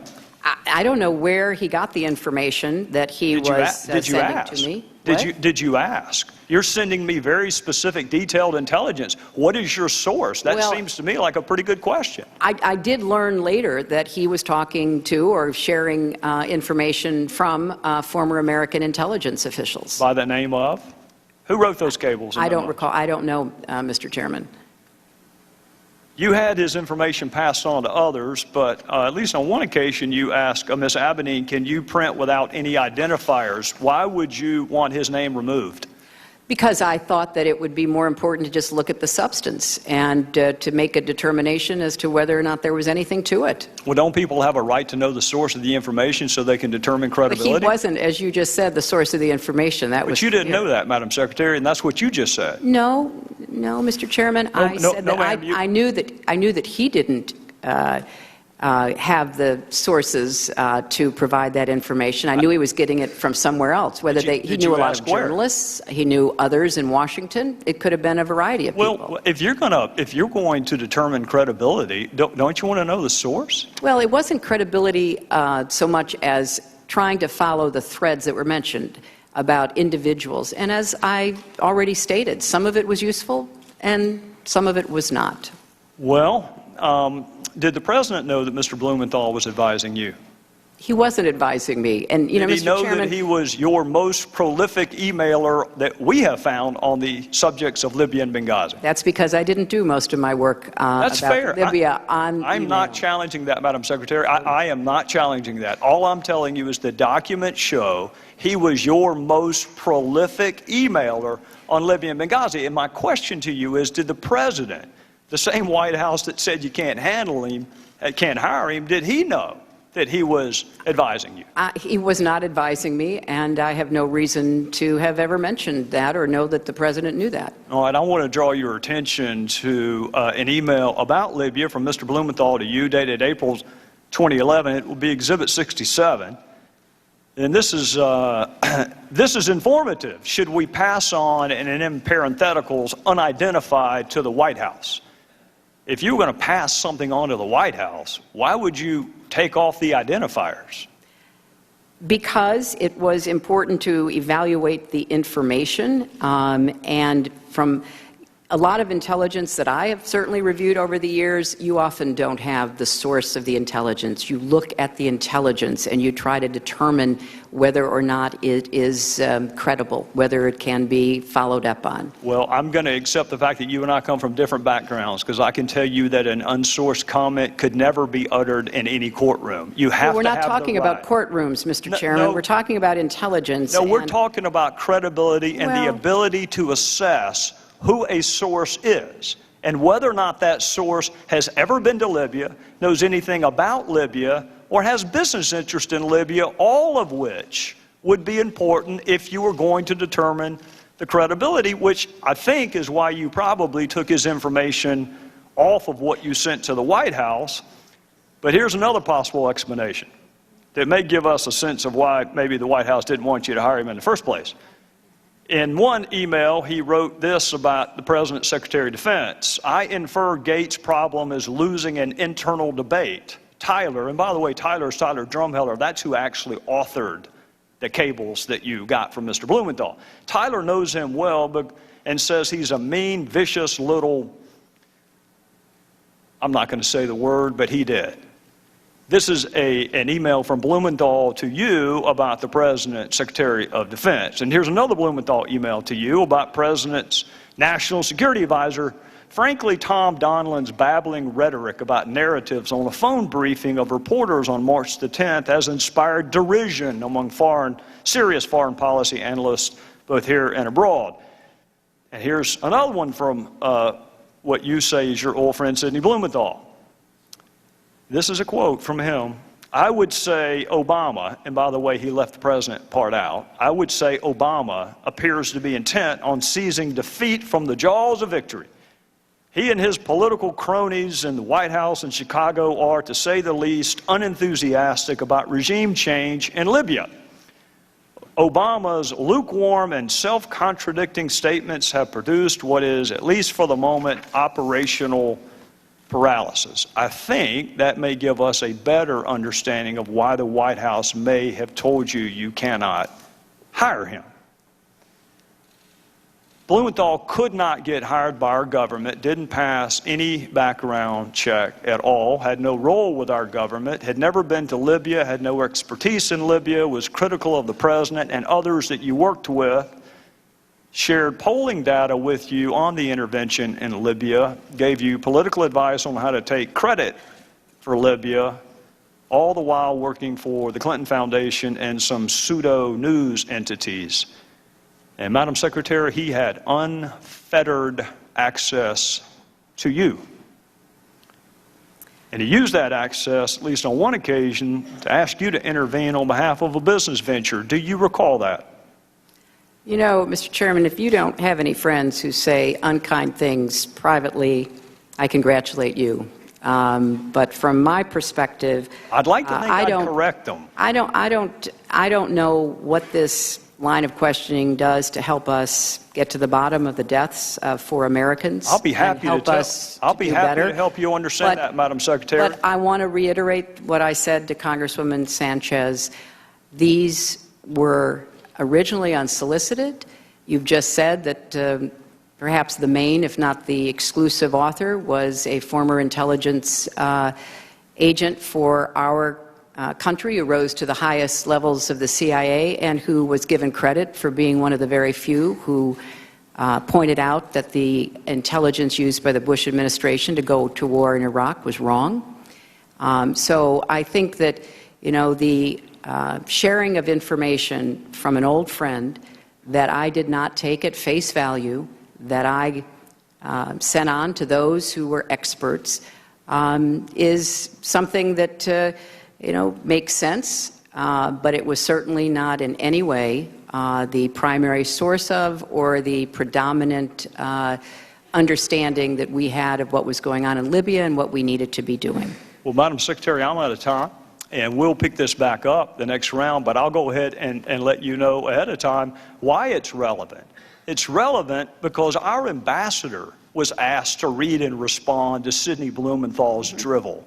It was sent to him to read and react to. In some instances, on the very same day he was asking for security. So I think it is eminently fair to ask why Sidney Blumenthal had unfettered access to you, Madam Secretary, with whatever he wanted to talk about, and there's not a single solitary email to or from you to or from Ambassador Stevens. I think that is fair, and we'll take that up next Gentleman round. yield. Gentleman yield.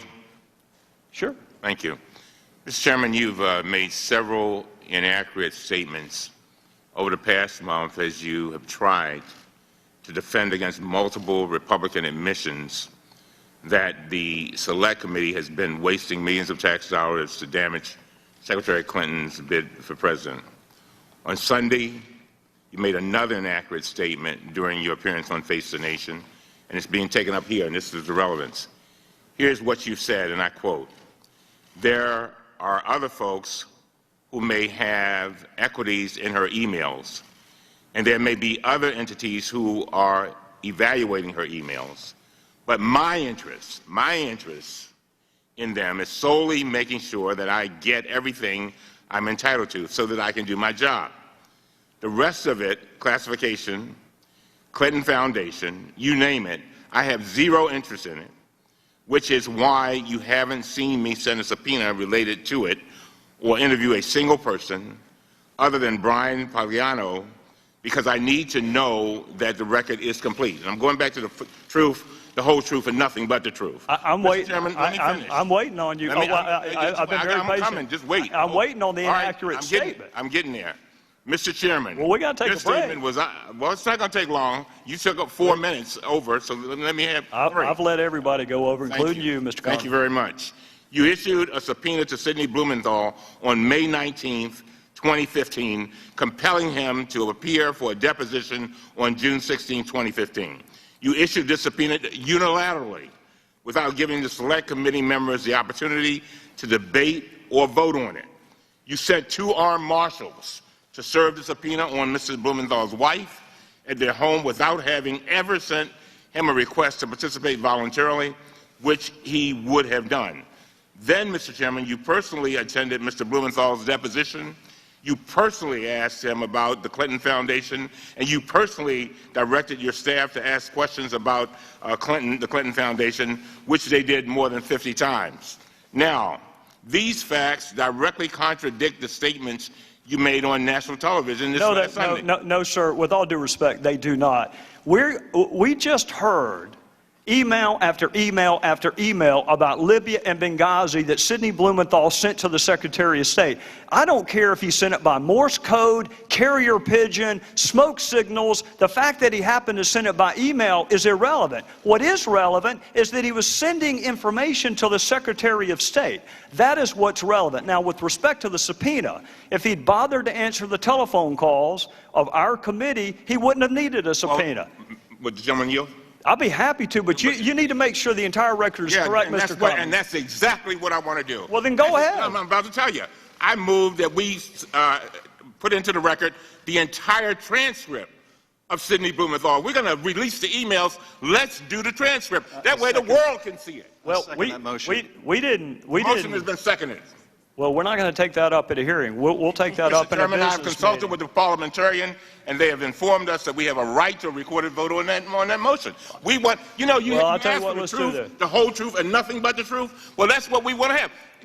Let the world see it. Why is it that you only want Mr. Blumenthal's transcript released? Why don't you want the survivors? All of them released. The survivors, even their names? Let me you tell want you that? something. No, you want that released? Let me tell you something. Right now, the only one you've asked for is Sidney Blumenthal. That's the only one you've asked for. That and Miss Mills. Cheryl Mills. That's not true. No, that's 2 out of 54. Now, if you want to ask for some fact witnesses, we asked for a recorded vote on the Blumenthal.